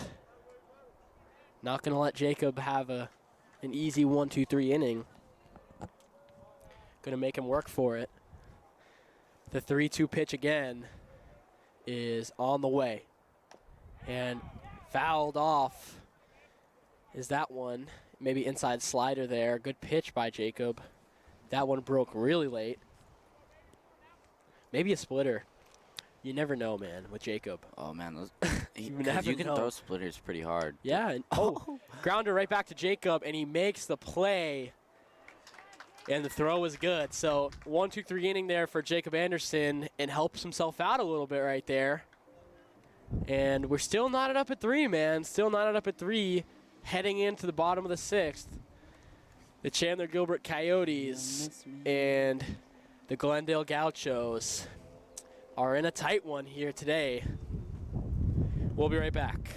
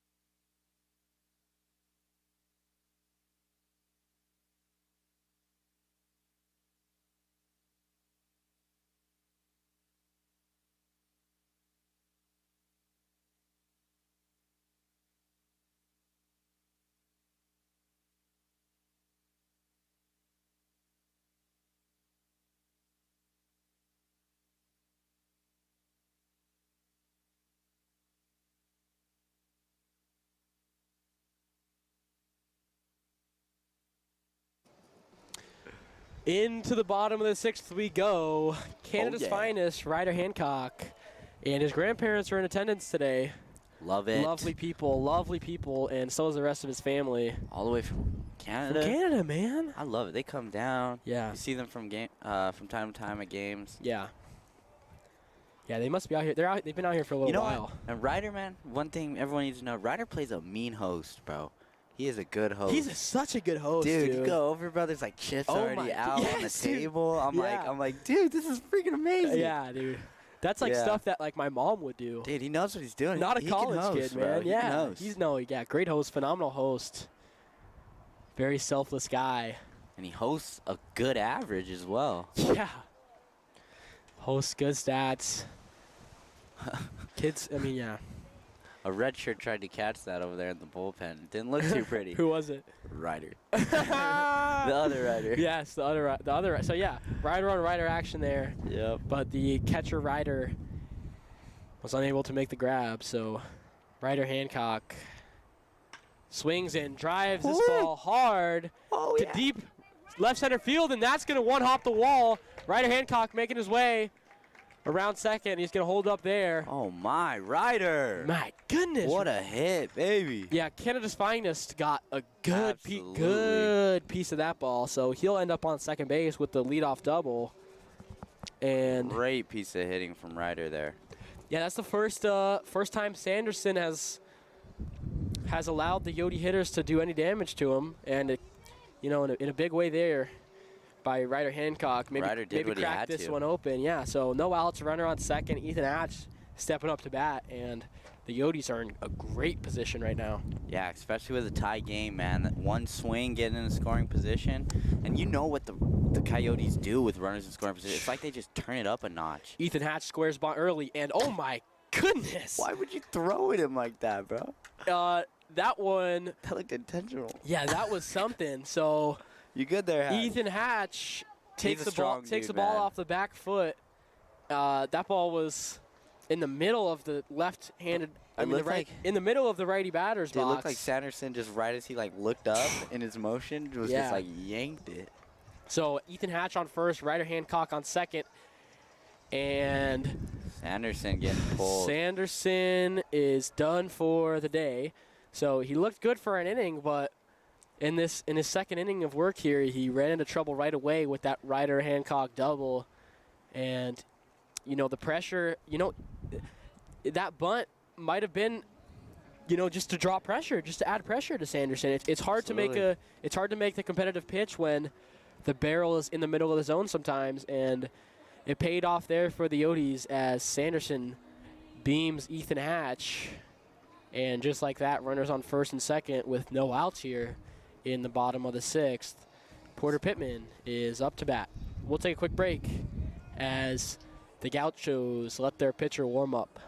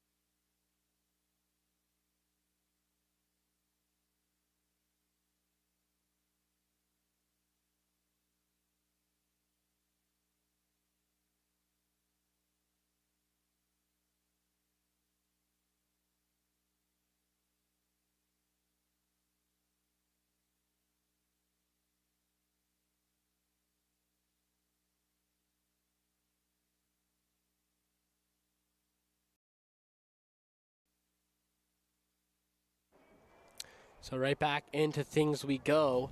New pitcher on the bump for the Gauchos, and it'll be number 1, Ruben Macias, and he picks off back to second there. Sophomore pitcher, 5 innings on the season and a spotless ERA of 0.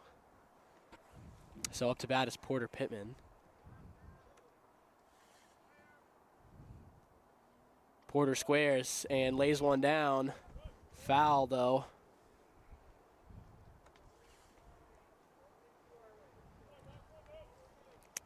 Some good work there by Porter, trying to be a team guy.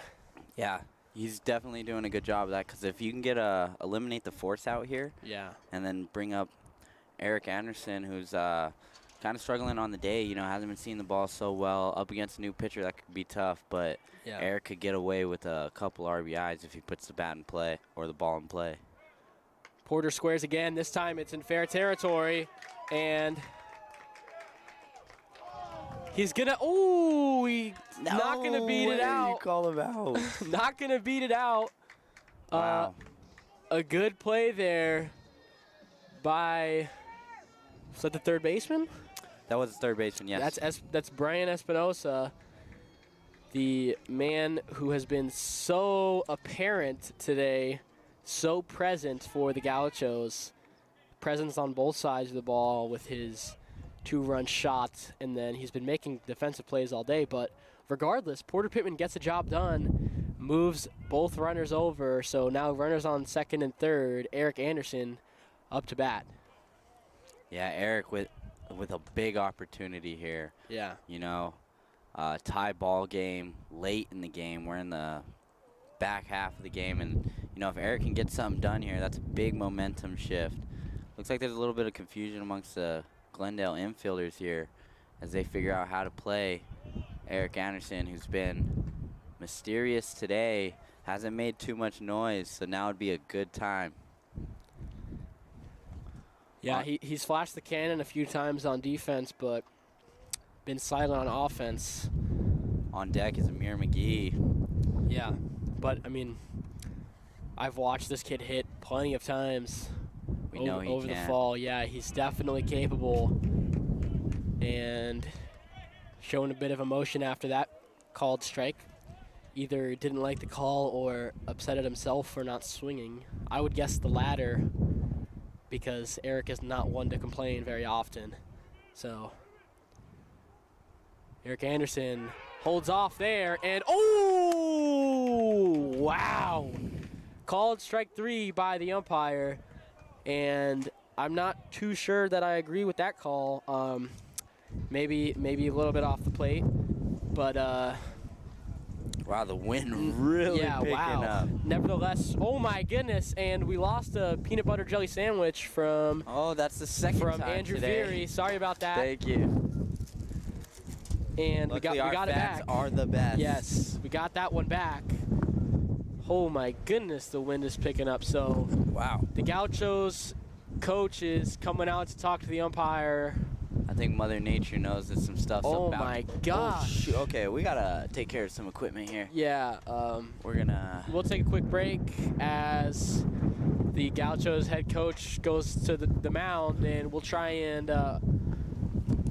keep our broadcasting equipment in the broadcasting booth and not onto the field. We'll be right back.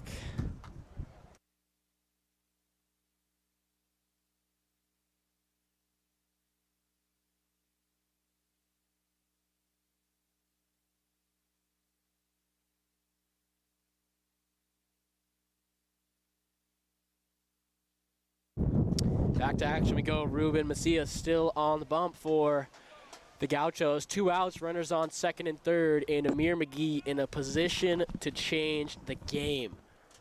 Ooh, healthy hack on the high fastball by Amir McGee. Didn't miss that one by much, but a hack that definitely screams, I want to do some damage. Yeah, Amir maybe picked that one up a little bit late. The swing was a little late, but regardless, good take Ruben there. doubles up and doesn't get the bite from Amir. Some good plate discipline by Amir.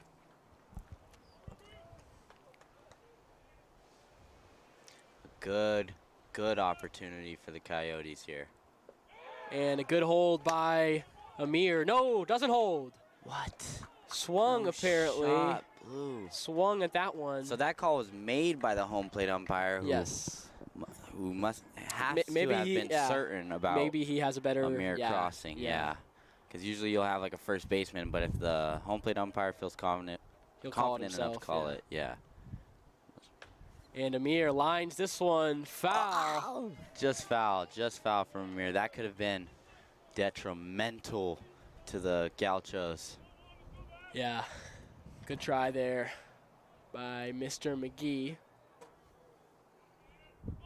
All right, Amir with 2 strikes on him, pitch underway. Good hold by Amir, saw that one out of the hand and shut down his swing very early. Good take there. Yeah, competitive pitch by Ruben and a 2-strike count, but Amir McGee. Sun is shining through. Sun is shining through right now. Just that wind, man. So the sun shines through, and Amir. There you go. Keep battling. Swings and fouls that one off. So definitely a high-pressure situation here for Amir. You know, not too many fans in attendance because of the weather today, but they're definitely making some noise, and it sounds like we have a full crowd. Yeah. Amir McGee, 2 strikes. Macias leg lift deal and swung at and missed by Amir McGee. And a great pitch by Ruben Macias, works himself out of his own trouble that he generated and holds the Yotes to 0. So still knotted up at 3, heading into the top of the 7th, and Jacob Anderson takes the mound.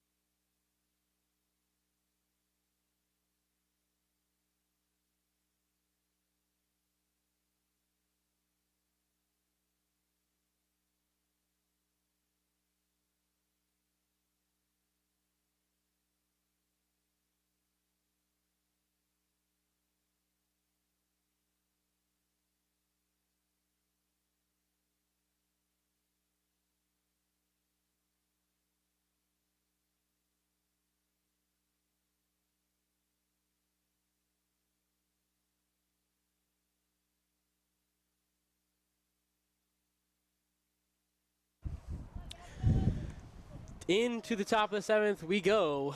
Jacob Anderson on the bump for the Yotes. Up to bat for the Gauchos is number 8, Andrew Biddle. Sorry, the wind caught me a little off guard there. Almost blew me out of the broadcasting booth. Sun is shining through though, still, surprisingly. Maybe some calm before the storm. Ball hit up the middle. And fielded cleanly, but the throw is errant. And that's something you don't see very often. Not good at all. Bad throw there by Camden Plew will allow Andrew Biddle to reach second. So fielding error there, throwing error, apologies. Not really competitive enough for Dante to even make a pick, but that brings up number, not sure. I can't even see the number. Yeah, I can't see, but anyways, Jacob Anderson deals the 0-0. Bender in there for strike 1. Beautiful Attaboy, pitch. Jacob. That's the way to pound the zone and establish it early. Yeah. especially after an unfortunate way for the leadoff runner to reach. Yeah, Carson Baker up to bat, number 14 for the Gauchos. And he's got a runner in scoring position. Jacob picks off at second, and he doesn't get him. Pick, though. Wow. That was placed perfectly almost. Beautiful footwork and a beautiful throw from Jacob Anderson. That's exactly where you want the pickoff throw to be, right where the runner's hand is going to be. But it looks like Andrew Biddle beat it just in time. And that ball is grounded hard over to second base. J-Mo making the play and making the throw over quite easily. So that'll be the first out of the inning. And the Gauchos have a runner on third. That will bring up number 30, Devlin Smolanskas. Ooh. They're really testing us today. I know. They're testing you, man. I'm not even attempting right now. I'm like, I see the names, and I'm like, no shot. Yeah, no. So Smolanskas up to bat now. First appearance of the day. Watches Fastball that one. Not going to be called strike. Yeah, watches that one for the first ball of the at-bat.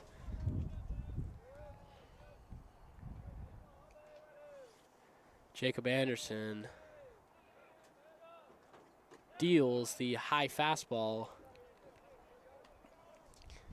So 2-0 the count now. Runner on third with one out here in the top of the seventh. Jacob looking to battle back in this count. Still having a 3-0 the count now. 3-0. No movement in the Yodi bullpen.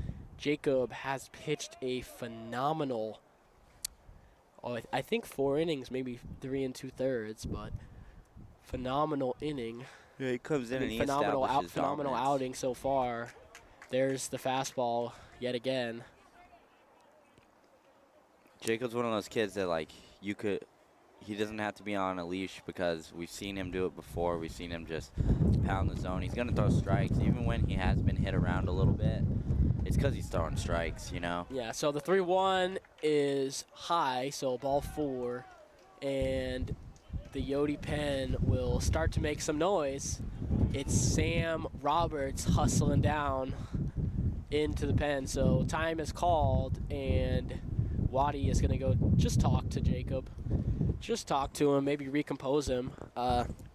So runners on first and third, and Waddy talking to Jacob and giving Sam time to warm up down in the pen.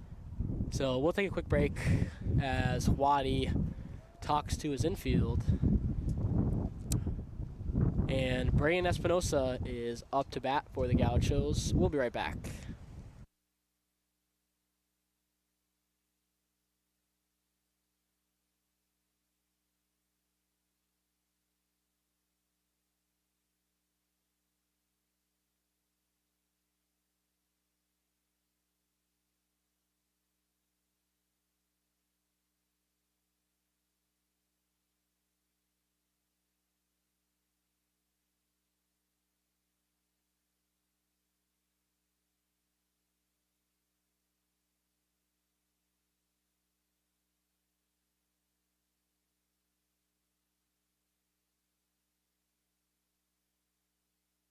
So back to action we go in the top of the seventh. 1 out, runners on first and third. Brian Espinosa up to bat, and the runner takes off to second. He'll be in safely. And, oh, man, just like that, Brian Espinosa stepped in front of the plate on the throwdown. So he'll be called out, and the runner, Delvin, will have to head back to first. So just like that, the Yodis find themselves. Catch a break. Yeah, catch a little bit of a break, Yeah. man. You love it when it happens to your team. You hate when it happens against you, that's for sure. Yes. So, wow, a break there for the Yodis. That'll bring up number 25, Preston Lucas. And now we have 2 outs, runners first and third.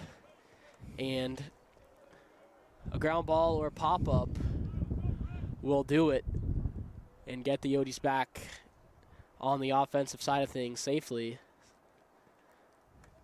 Jacob picks off there at first.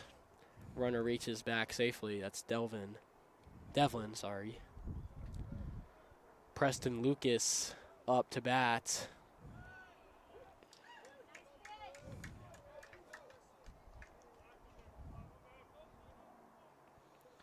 So we got Jacob Anderson at top of the hill, who just continues to show his perseverance.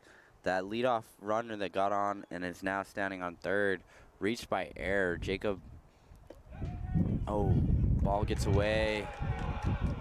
And runner scores. That'll be That's going to give the number lead. number 8, Andrew Biddle. That's going to give the lead to the Gauchos. Yes, so the Gauchos take the lead back after the Coyotes tied it up at 3. Gauchos now leading 4 to the Coyote 3. And Unfortunate. that stings a little bit, man. That stings in a close ball game like this. Yeah, that runner shouldn't have been on to begin with. Yes, so the errant throw by Plew results in a run, and Eric Anderson stops this one in front of him. He was a little bit confused there, but found it quick enough to hold the runner at second. Yes, now we're just hoping that Jacob can become a little bit more consistent like he was a couple innings ago. Just dial it back, try not to do too much, and let his team work behind him. Yeah, Jacob Anderson has pitched a phenomenal game here today. Gets the strike call on the fastball away. Pitched a phenomenal game so far today. That's the first run he's allowed, and it's unearned, so nothing to hang his head about. And this ball is fouled to the left side by Preston Lucas.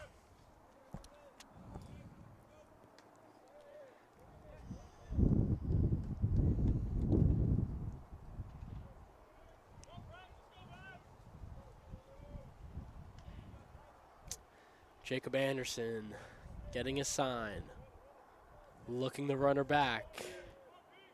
Leg lift, deal, and fastball high is swung at and missed by Preston Lucas. So Jacob Anderson, showing that he's still got some heat left in the tank, will bring the Coyote offense up in the bottom of the 7th.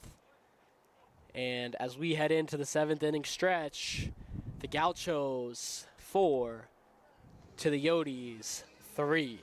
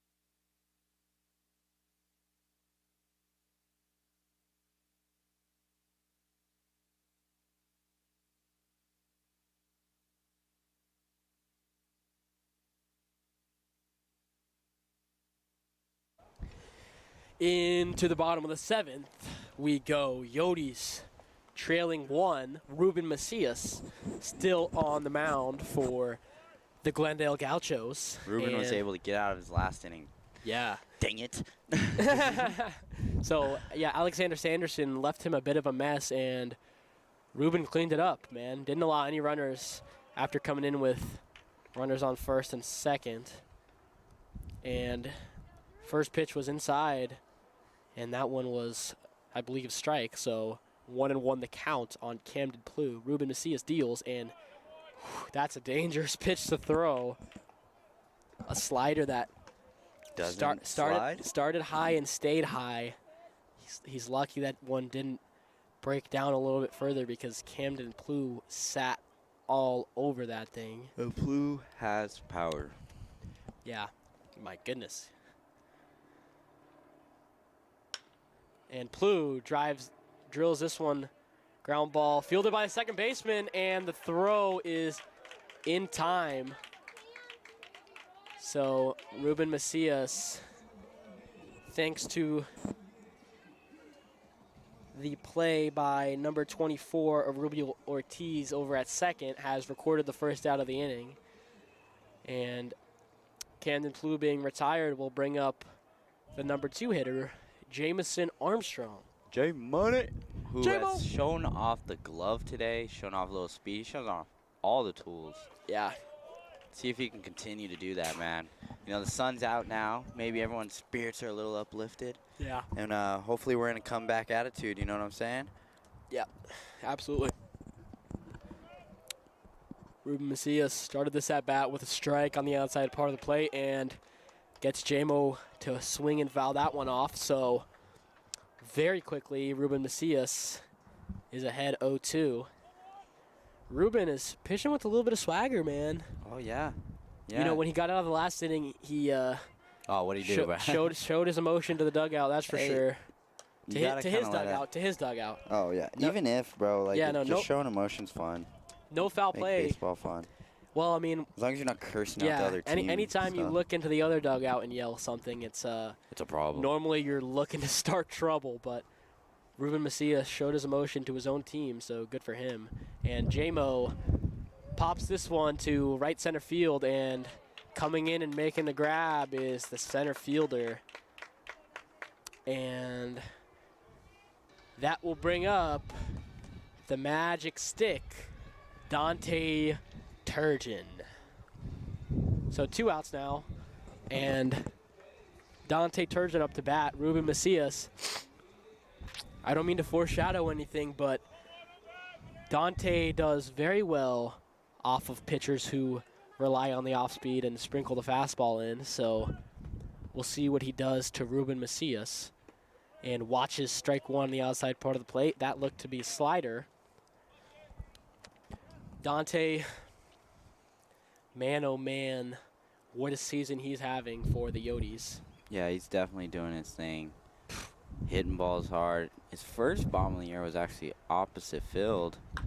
And Dante grounds this ball over to third base. Fielded cleanly, and the play is made. That's Brian Espinoza. Oh, my goodness. Stuff is fun. So the broadcast booth, we're going to need to, like, start tying stuff maybe down. Maybe taping stuff down, but anyways. Yeah. So a clean 1-2-3 from Ruben Macias right there. And that brings us into the top of the 8th. Gauchos looking to extend their lead. 4 to the Coyotes 3.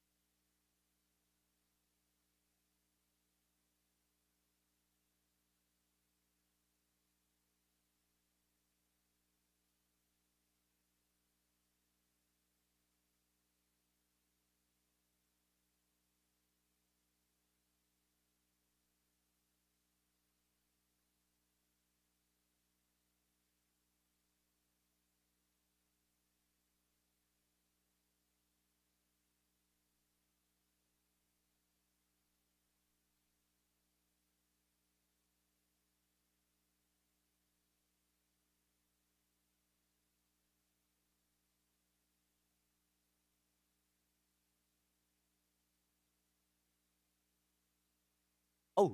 So, top of the 8th we go. Jacob Anderson still atop the bump, starts off the count with a strike. So 0-1, deals and gets the ugly swing from, I believe that's the second baseman of Rubio Ortiz.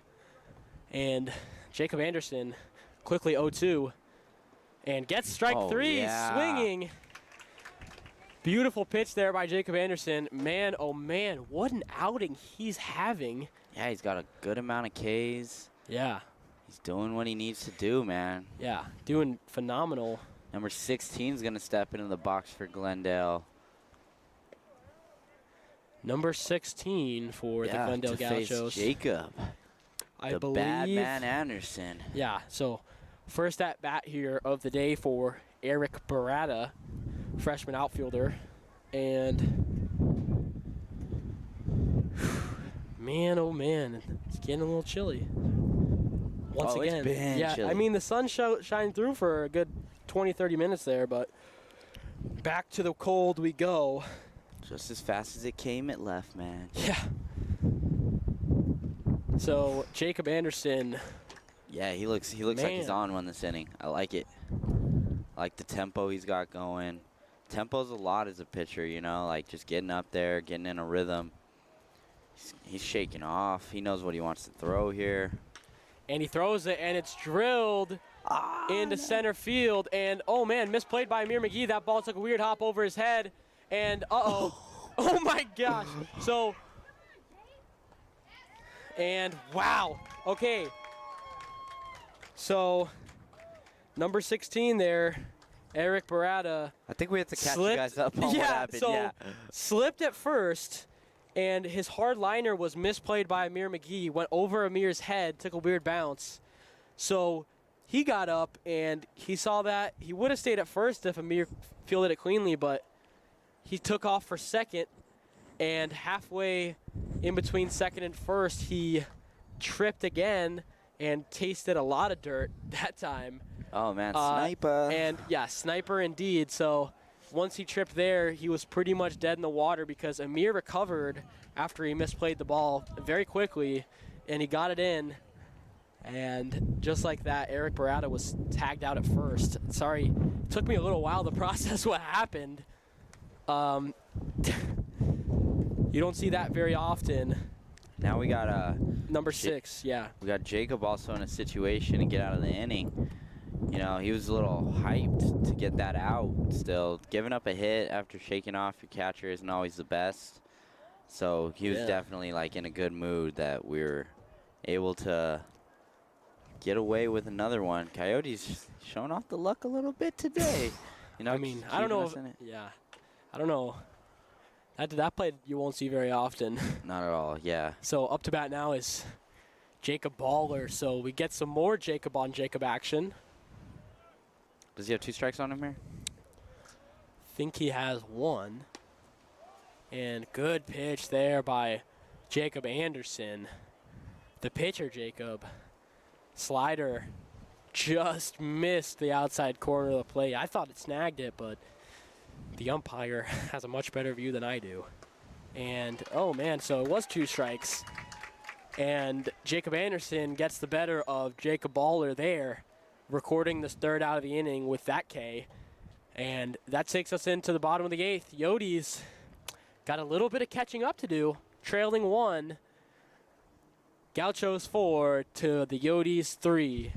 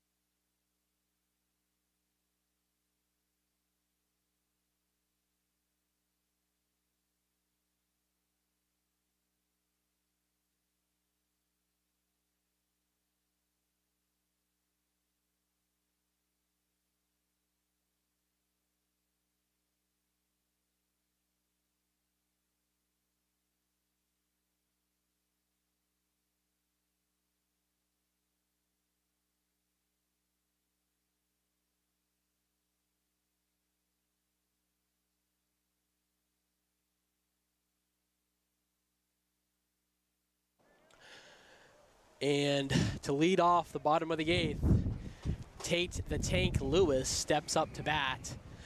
Ruben Macias still on the rubber for the Gauchos, and no question about why. He's been phenomenal since he came in. Yeah, both teams showing off their bullpens today, you know? Yeah, and he deals strike 1 there on the bender. So Tate Lewis looking to start a rally here for the Yotes, trailing 1 very late in this game as Ruben deals the bender for the first ball of the at-bat. Tate, who's just been fantastic thus far, was a great person to have up to get something going. Last time up, he got a hit through the 5-6 hole. It was hit hard. Him, just like Dante Turgeon, has done the same today. You know, the Coyotes have been hitting balls hard consistently. Just we're making a couple mistakes out on the base pass, and that's not favoring us in any way. So the umpire's going to call a strike there on a very questionable call for sure. Yeah, I thought maybe that one was a bit low, but once again, the umpire might have a better view than us. So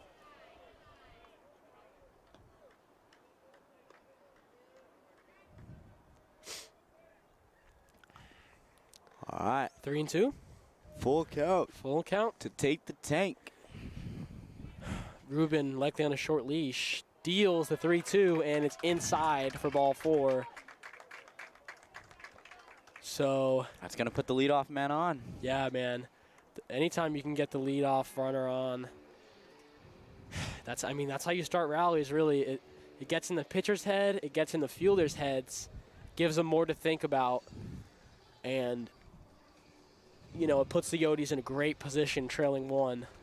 So relieving Tate on the bases will be Devin DeVera, Dev the Demon, and up to bat is Ryder Hancock. There he goes. We got Devin the Demon on first. Dev the Canada's finest at the plate. 2 dangerous men to have on the field at the same time, both defense and offense. But offensive side here, let's see if they can get that. Ball gets away from the catcher slightly. Not enough to get Dev to try to advance. So I think in this situation we want to be a little more conservative on the base pass. Yeah. Since we've been picked off today. Yeah. We've ran into a couple bad outs. Yeah, and I mean, when you're trailing 1 this late, you cannot risk throwing that runner away. Absolutely not. So with no outs, you can take your time with him and pick-off attempt there. Yeah, good pick-off by Ruben. Caught Dev off guard a little bit, but he got back in time. Yeah, I was able to get that hand in there. So Ruben, who's just been very surprisingly good today. He didn't have many innings coming into the game, but yeah, and picks off again. Dev is in safe this time. Oh, once again. We'll be surprised to see Dev go this next pitch. Watch. Yeah, very rarely do you see but that's how coach. They did get us earlier, though. Yeah, very rarely do you see a coach try and that. triple up on the pickoff, but they do it again. So that's definitely something to note for the Coyotes. All right, now I think Devin will run. Yeah, I'm sure the Yotes head coach John Watson is taking note of that one. They like to pick off 3 times in a row. And then just come back with a quick pitch, okay. Don't pick off that time. And didn't look like a fastball, but didn't have any movement on it. So maybe a slider or curveball that slipped out of Ruben's hand for a ball there.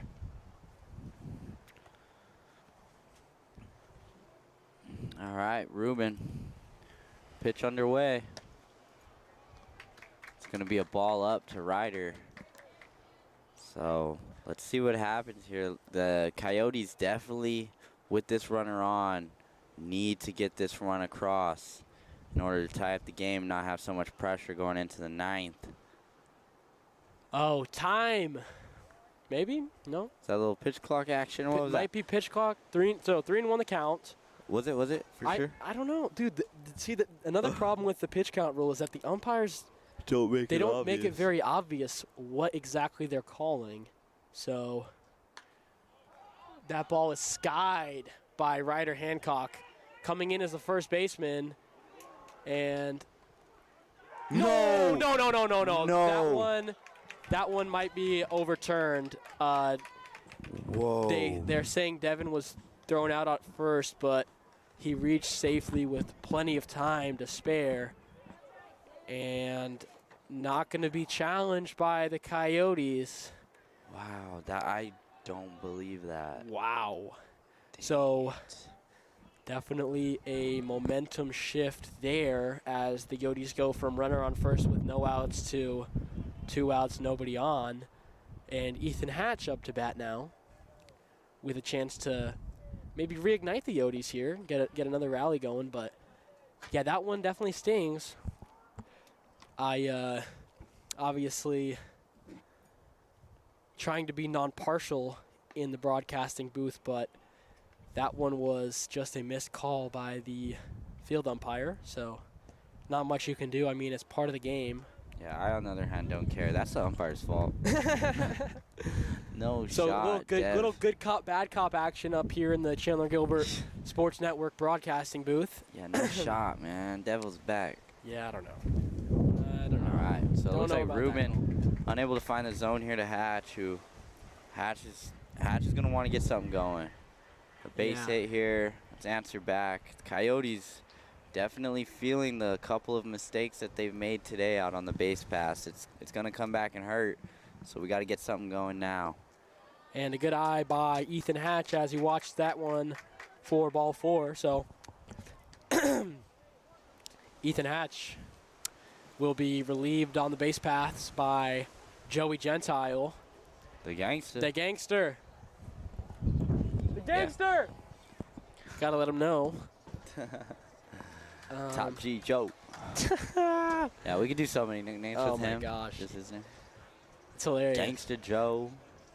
Gangster Joe. That's my favorite one. Gangster Joe. Yeah, Gangster Joe. It sounds more like a gangster. Simple, yeah. It's simple, dude. Gangster Joe. But anyways, so that walk by Ethan Hatch will bring up Porter Pittman, Pete Pitty, the sophomore who has come up big many times for the Coyotes so far this season, stepping into a big role as a key outfielder for the Coyotes.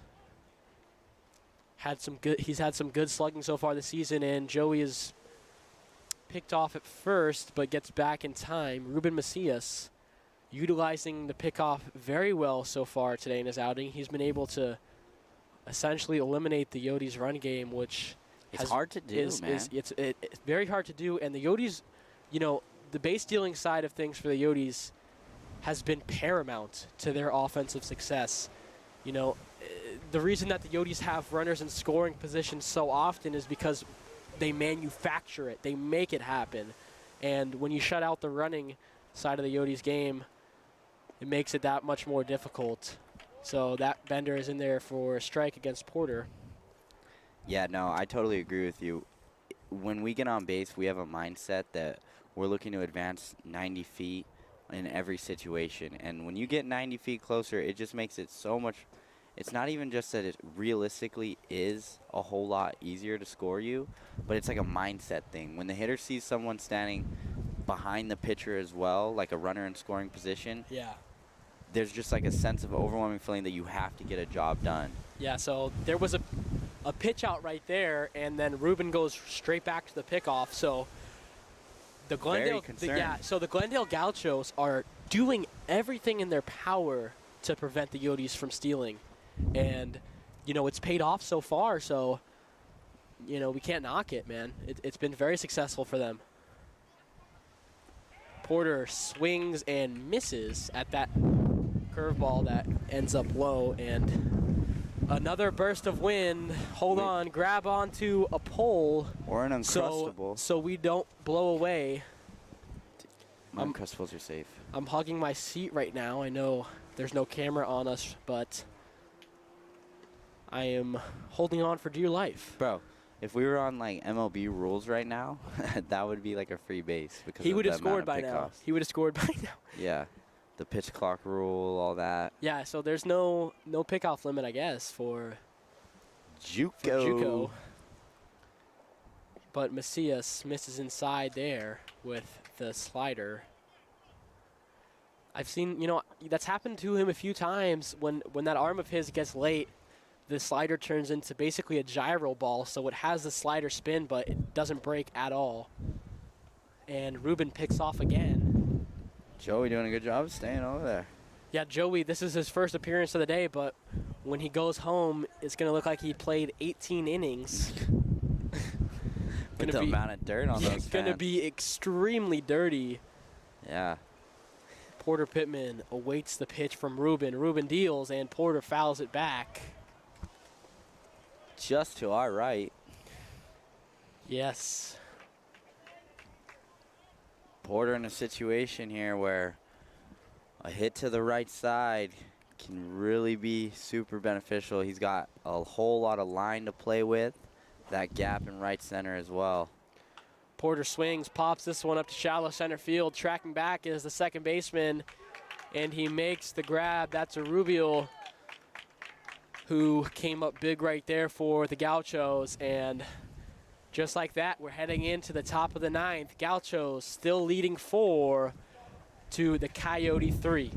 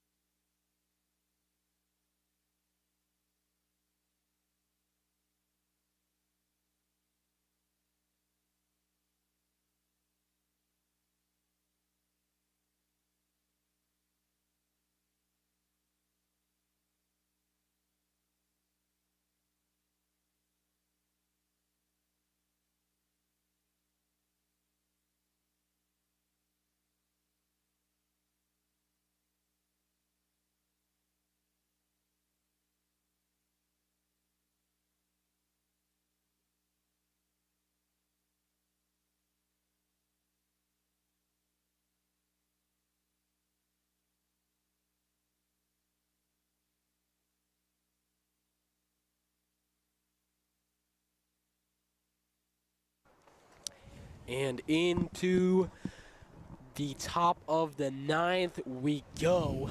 So thank you to those joining us on the broadcast today. Wherever you are and whoever you may be supporting, we appreciate your viewership and hope you have enjoyed the broadcast so far. Thanks for sticking around so long. And in to pitch for the Coyotes is Slick Sam Roberts. The man, he only throws 2 pitches, but his pitch manipulation ability is second to none. He's got the fastball and the slider, the frisbee slider.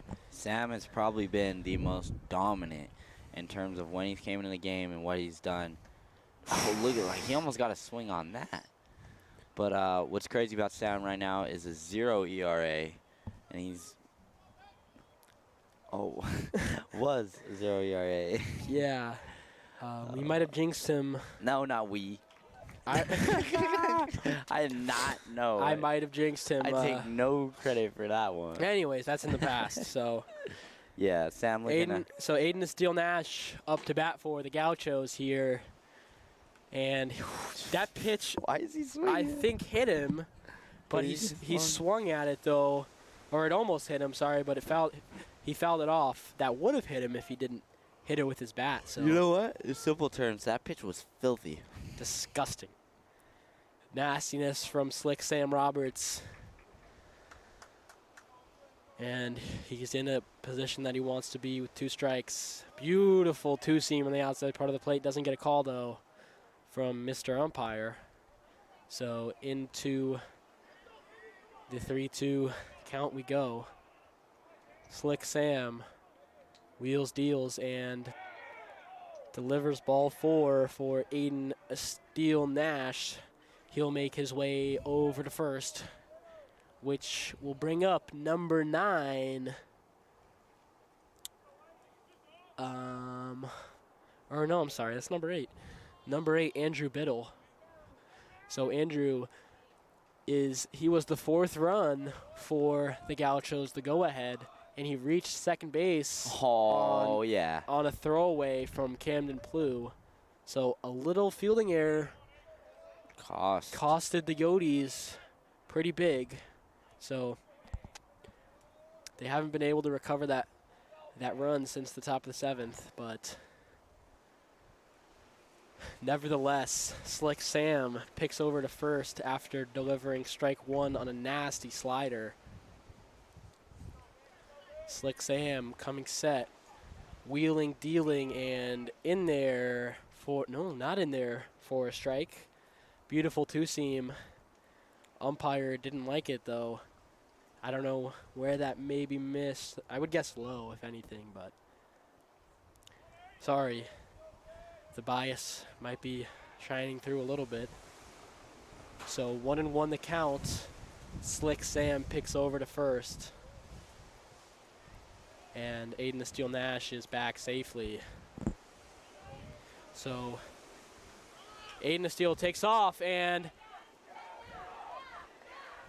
that ground ball, man, Plew came across to try and cover second on the steal, and a perfectly placed ball by Biddle allows him to reach first safely and Aiden Steele Nash to reach second safely.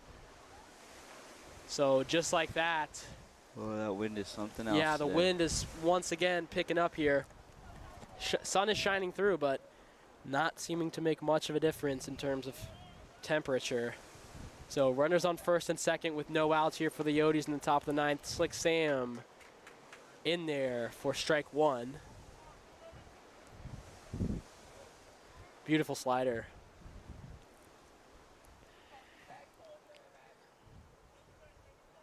Sam deals the 0-1, and slider outside, doesn't get the chase from Carson Baker. So 1-1 count for the Coyotes here.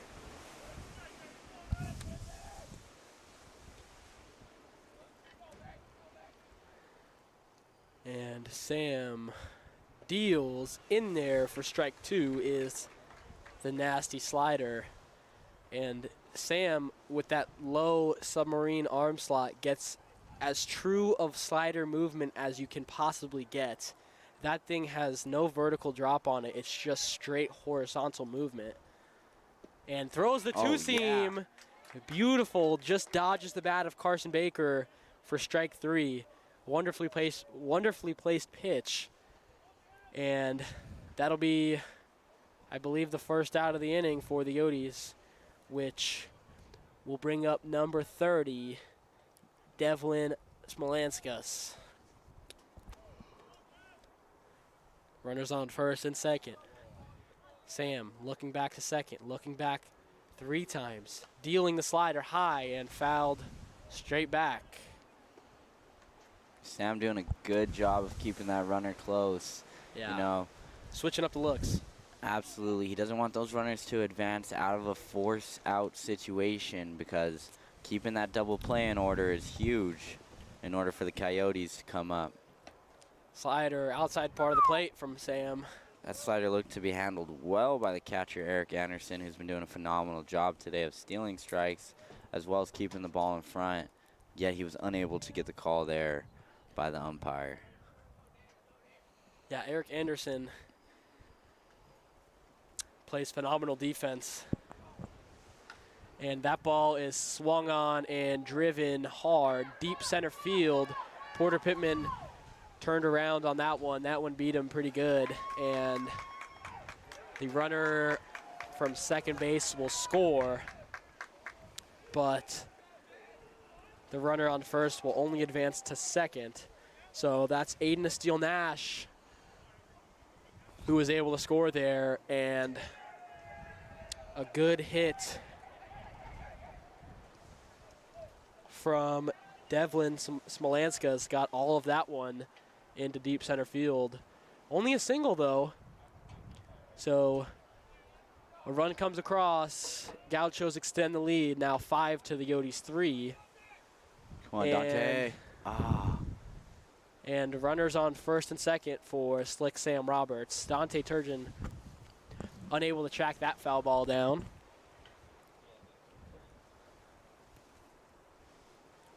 And up to bat for the Gauchos is number 29, Brian Espinoza. Already has a 2-run shot on the day and 4 home runs on the season. Sam deals the inside slider for a strike. Beautifully placed pitch. Froze Brian up. And Sam looks back to second.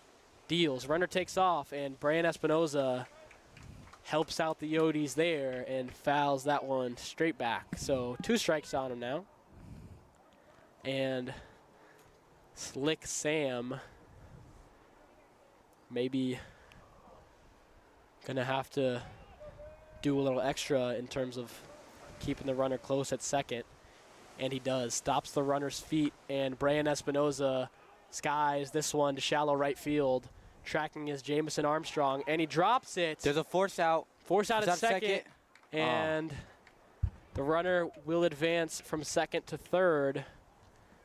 But an out is recorded there. So 2 outs now, and runners on first and second.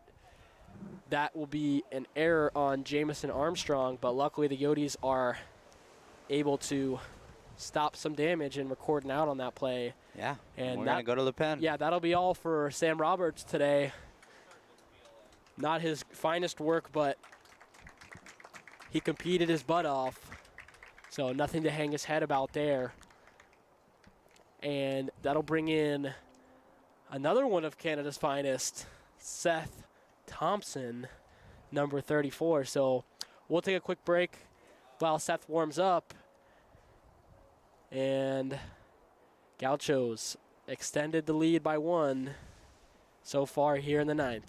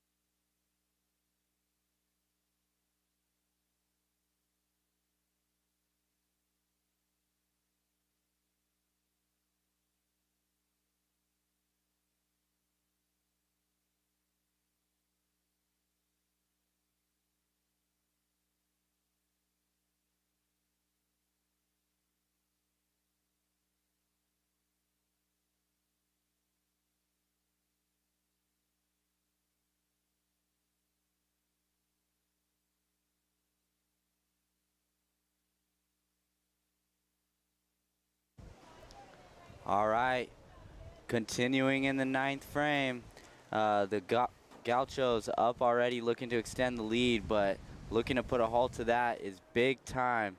Seth Thompson, first pitch underway. He's gonna blow it by the hitter, number 25.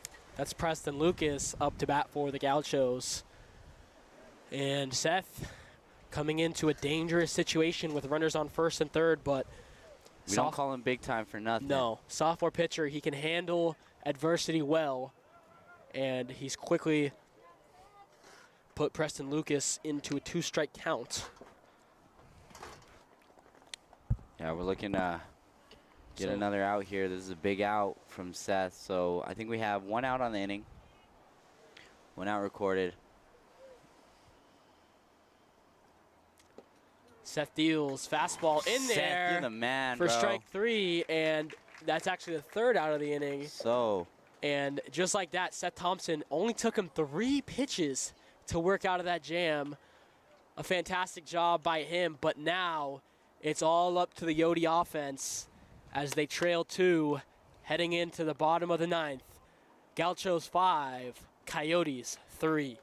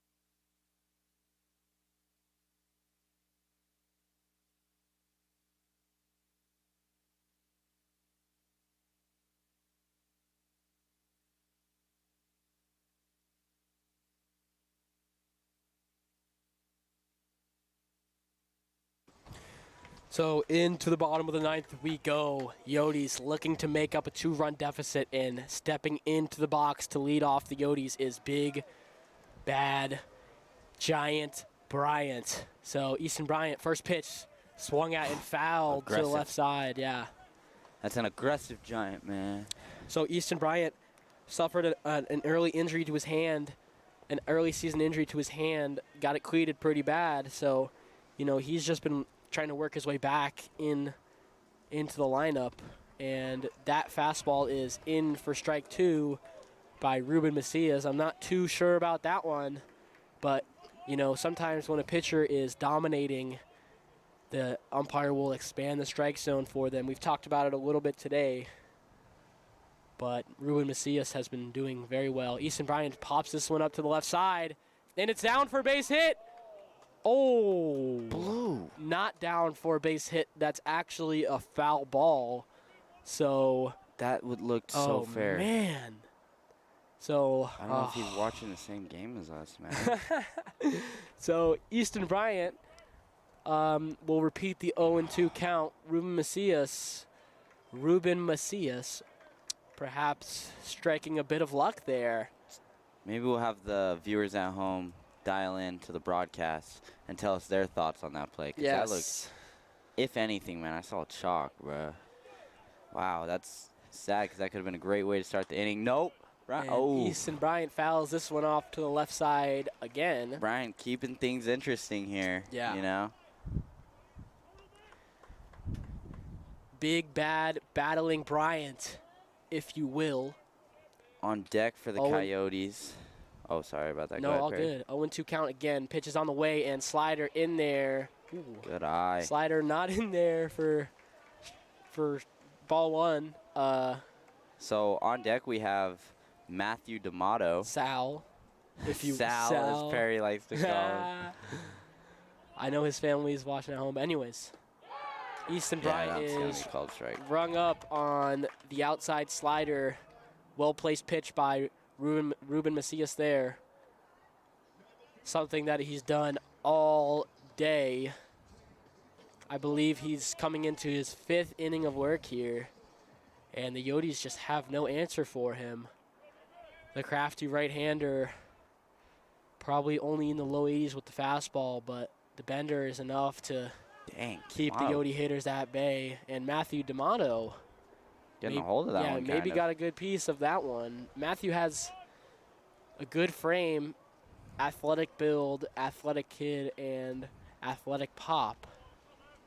So Ruben Macias steals the 0-1. That ball grounded hard through the 5-6 hole by Matthew D'Amato.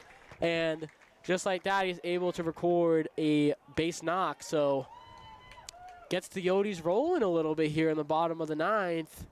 And just like that, we go to the top of the order. So Camden Plew, Mr. Green Jacket, already has 1 bomb on the day. I'm sure he wouldn't mind making it 2, but hold on. Ruben Macias is done for the day.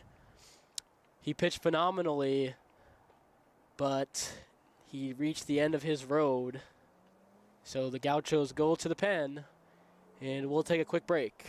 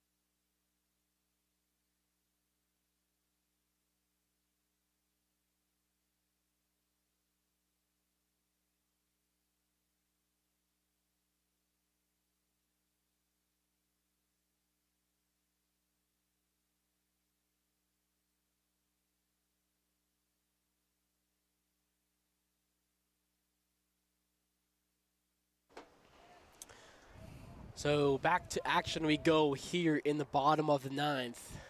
Gauchos with a new pitcher on the mound and Camden Plew up to bat.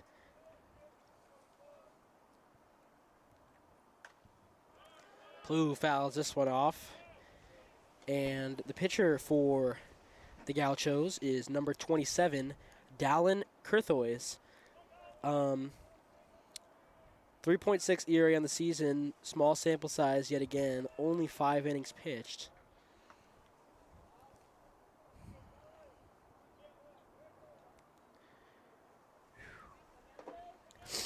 Yeah, he's looking to be the one to close it out for the Gauchos. The Coyotes.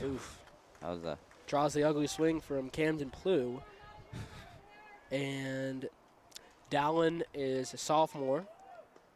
Another Arizona native coming from Willow Canyon High School. And, oh, what was that? That pitch crossed up the catcher, bounced straight off of his body, and it broke right and then broke left. So I don't know what that pitch was, to be honest with you. Maybe Me either. Maybe some type of splitter. Well, anyways, whatever it is, we're thankful for it because that moves D'Amato. So, yeah, D'Amato. In scoring position. That ball went to the backstop, and D'Amato jogged his way into second. Well, I mean, he didn't jog, but he could have jogged. Yeah. With how much time he had on that one. So Dallin deals, and Plew pops this one up to center field. Making the grab is the center fielder, and Dallin Kurthois records his first out of the game. Second out of the inning. Second out of the inning, and up to bat is Jay Money. Yeah, here it is. The Coyotes down to their final out of the ball game. Jay Money's got to be the last one. He's the last line of defense, so he's got to show some fight here. He's got a runner in scoring position, and behind him, a big bat by the name of Dante Turgeon. Dude, I'm literally got that stuck in my head now. Joe embedded it into your head. Absolutely. And J-Mo takes strike one there. So 0-1 the count. D'Amato on second base. Tying run is at the plate. J-Mo swings, drives this ball into shallow right center, and it's going to get down. And that's going to score Matthew D'Amato. So Jamison Armstrong, the sophomore, coming up huge here for the Yotes, cutting the Gaucho lead in half. Yotes still trailing, but now 5-4. Big AB by J-Mo there. Yes, that was veteran sophomore composure. Veteran got move. Got his pitch, drilled it, and that brings up the magic stick, Dante Turgeon. All dangerous Dante right here. The winning run at the plate. Dante watching that one for ball number one. And Dante has come up big so many times for the Yotes. And here, when the Yotes need him most, he's looking to do what he does best, and that is mash. Wind is picking up here. I want to hear that song again, Dante. Come on. And it's blowing out to left field. So something to note, and Dante is in a 2-0 count. A hitter's count. 2-0 count, and Dante has launched a home run or two from here so far this season in a 2-0 count. 2-0 is outside in there for... Might have been 3. Yeah, it might have been 3-0 because he started to walk. Yeah. But anyways, so 3-1 now to count. Dallin Kurthois on the bump. Not paying too much Dante mind to Turgeon J-Mo. drills this one up the middle for a base knock. And it's fielded by the center fielder. Coyotes aren't done yet. Yeah, the Coyotes are not done yet. Coyotes not going down without a fight here in the bottom of the 9th. And that hit moves J-Mo to second and brings in Devin the Demon DeVera. So Dallin Kurthois is expressing some emotion on the mound. Yelled a funny word into his glove up there. And he's going to be done for the day. So that'll bring in another pitcher from the Gauchos pen. And we'll take a quick break while he gets loose. Be right back in the bottom of the 9th.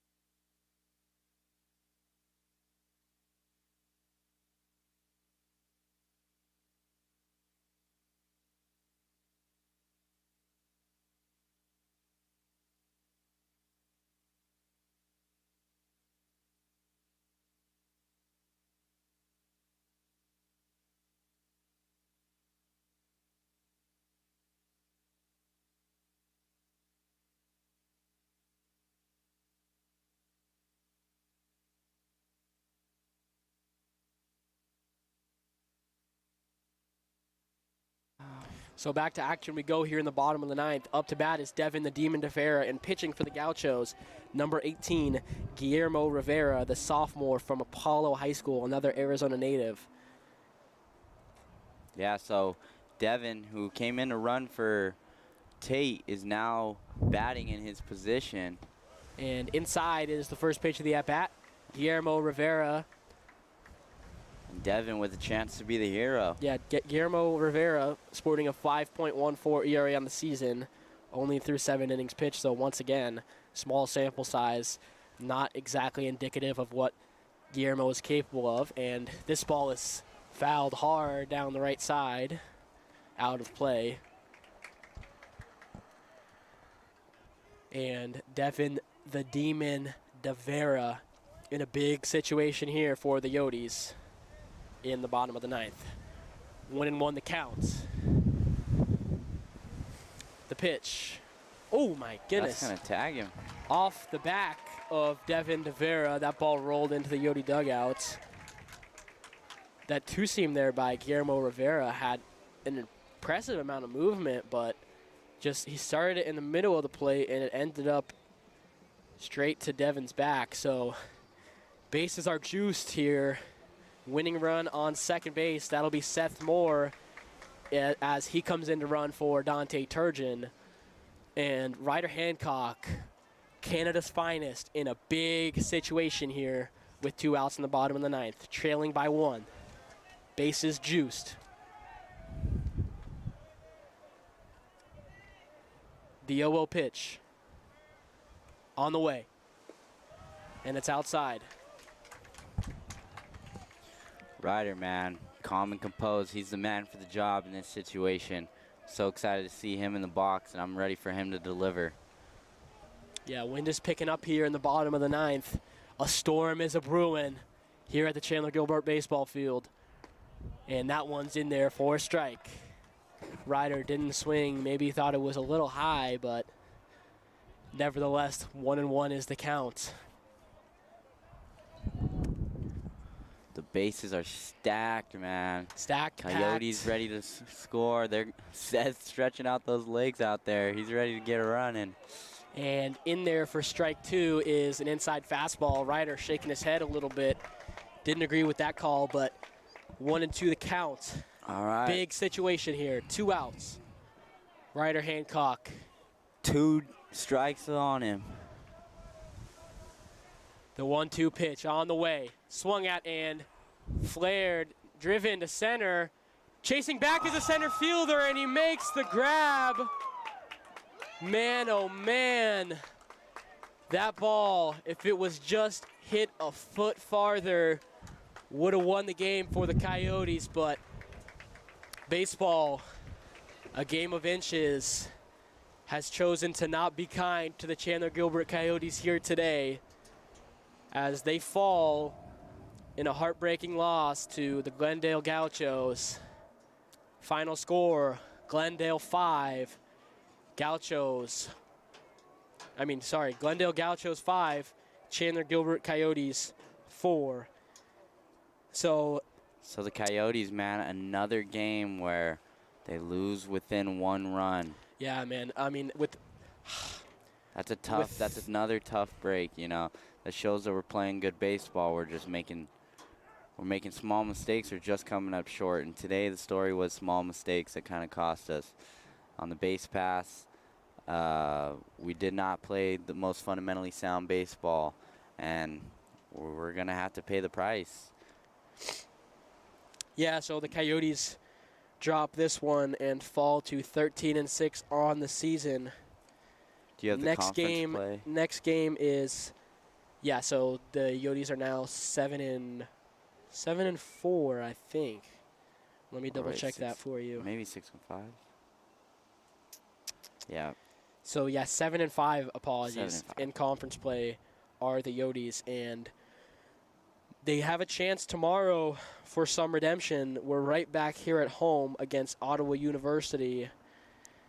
3 o'clock game time tomorrow, and the Yotes gonna have to do some recouping, double check the mental side of things, make sure everything is squared away so they're ready to compete to their fullest tomorrow. They played a good game here today. The pitcher with the loss is Alex Carnes. Coming in his relief was Jacob Anderson, who pitched a phenomenal game. After Jacob was Sam Roberts. Didn't have his greatest outing today. Kept the game competitive, though, and the final pitcher for the Yotes was big-time Seth Thompson, who came in, dealt 3 pitches, and was out of the inning. But the story of today's game was the small things as well as the pitching for the Glendale Gauchos, and especially Ruben Macias came in and pitched his butt off. Yeah, Ruben Macias definitely having a day. He came in a situation that wasn't so sure for his team, and he strapped up, and he got the job done for Glendale today. Yeah. This is a tough loss for the Coyotes today. Yeah. Especially it sucks when you have to deal with the weather the way that we had to today, and then to come up short, it's never fun. So let's see if they can answer back tomorrow. Tomorrow's a new day. Keep our heads high. Continue to play good baseball. We have a winning record. We're playing good baseball. We just gotta fix the small things. That's all, Perry. Yeah, fix the small things, and these Coyotes are competing 24/7. So nothing to hang their heads about. Nothing to hang their heads about here today. I'm Adam Perry, and joined with Andrew Feary. Thank you for tuning in. We'll be right back with you tomorrow. Have a good one.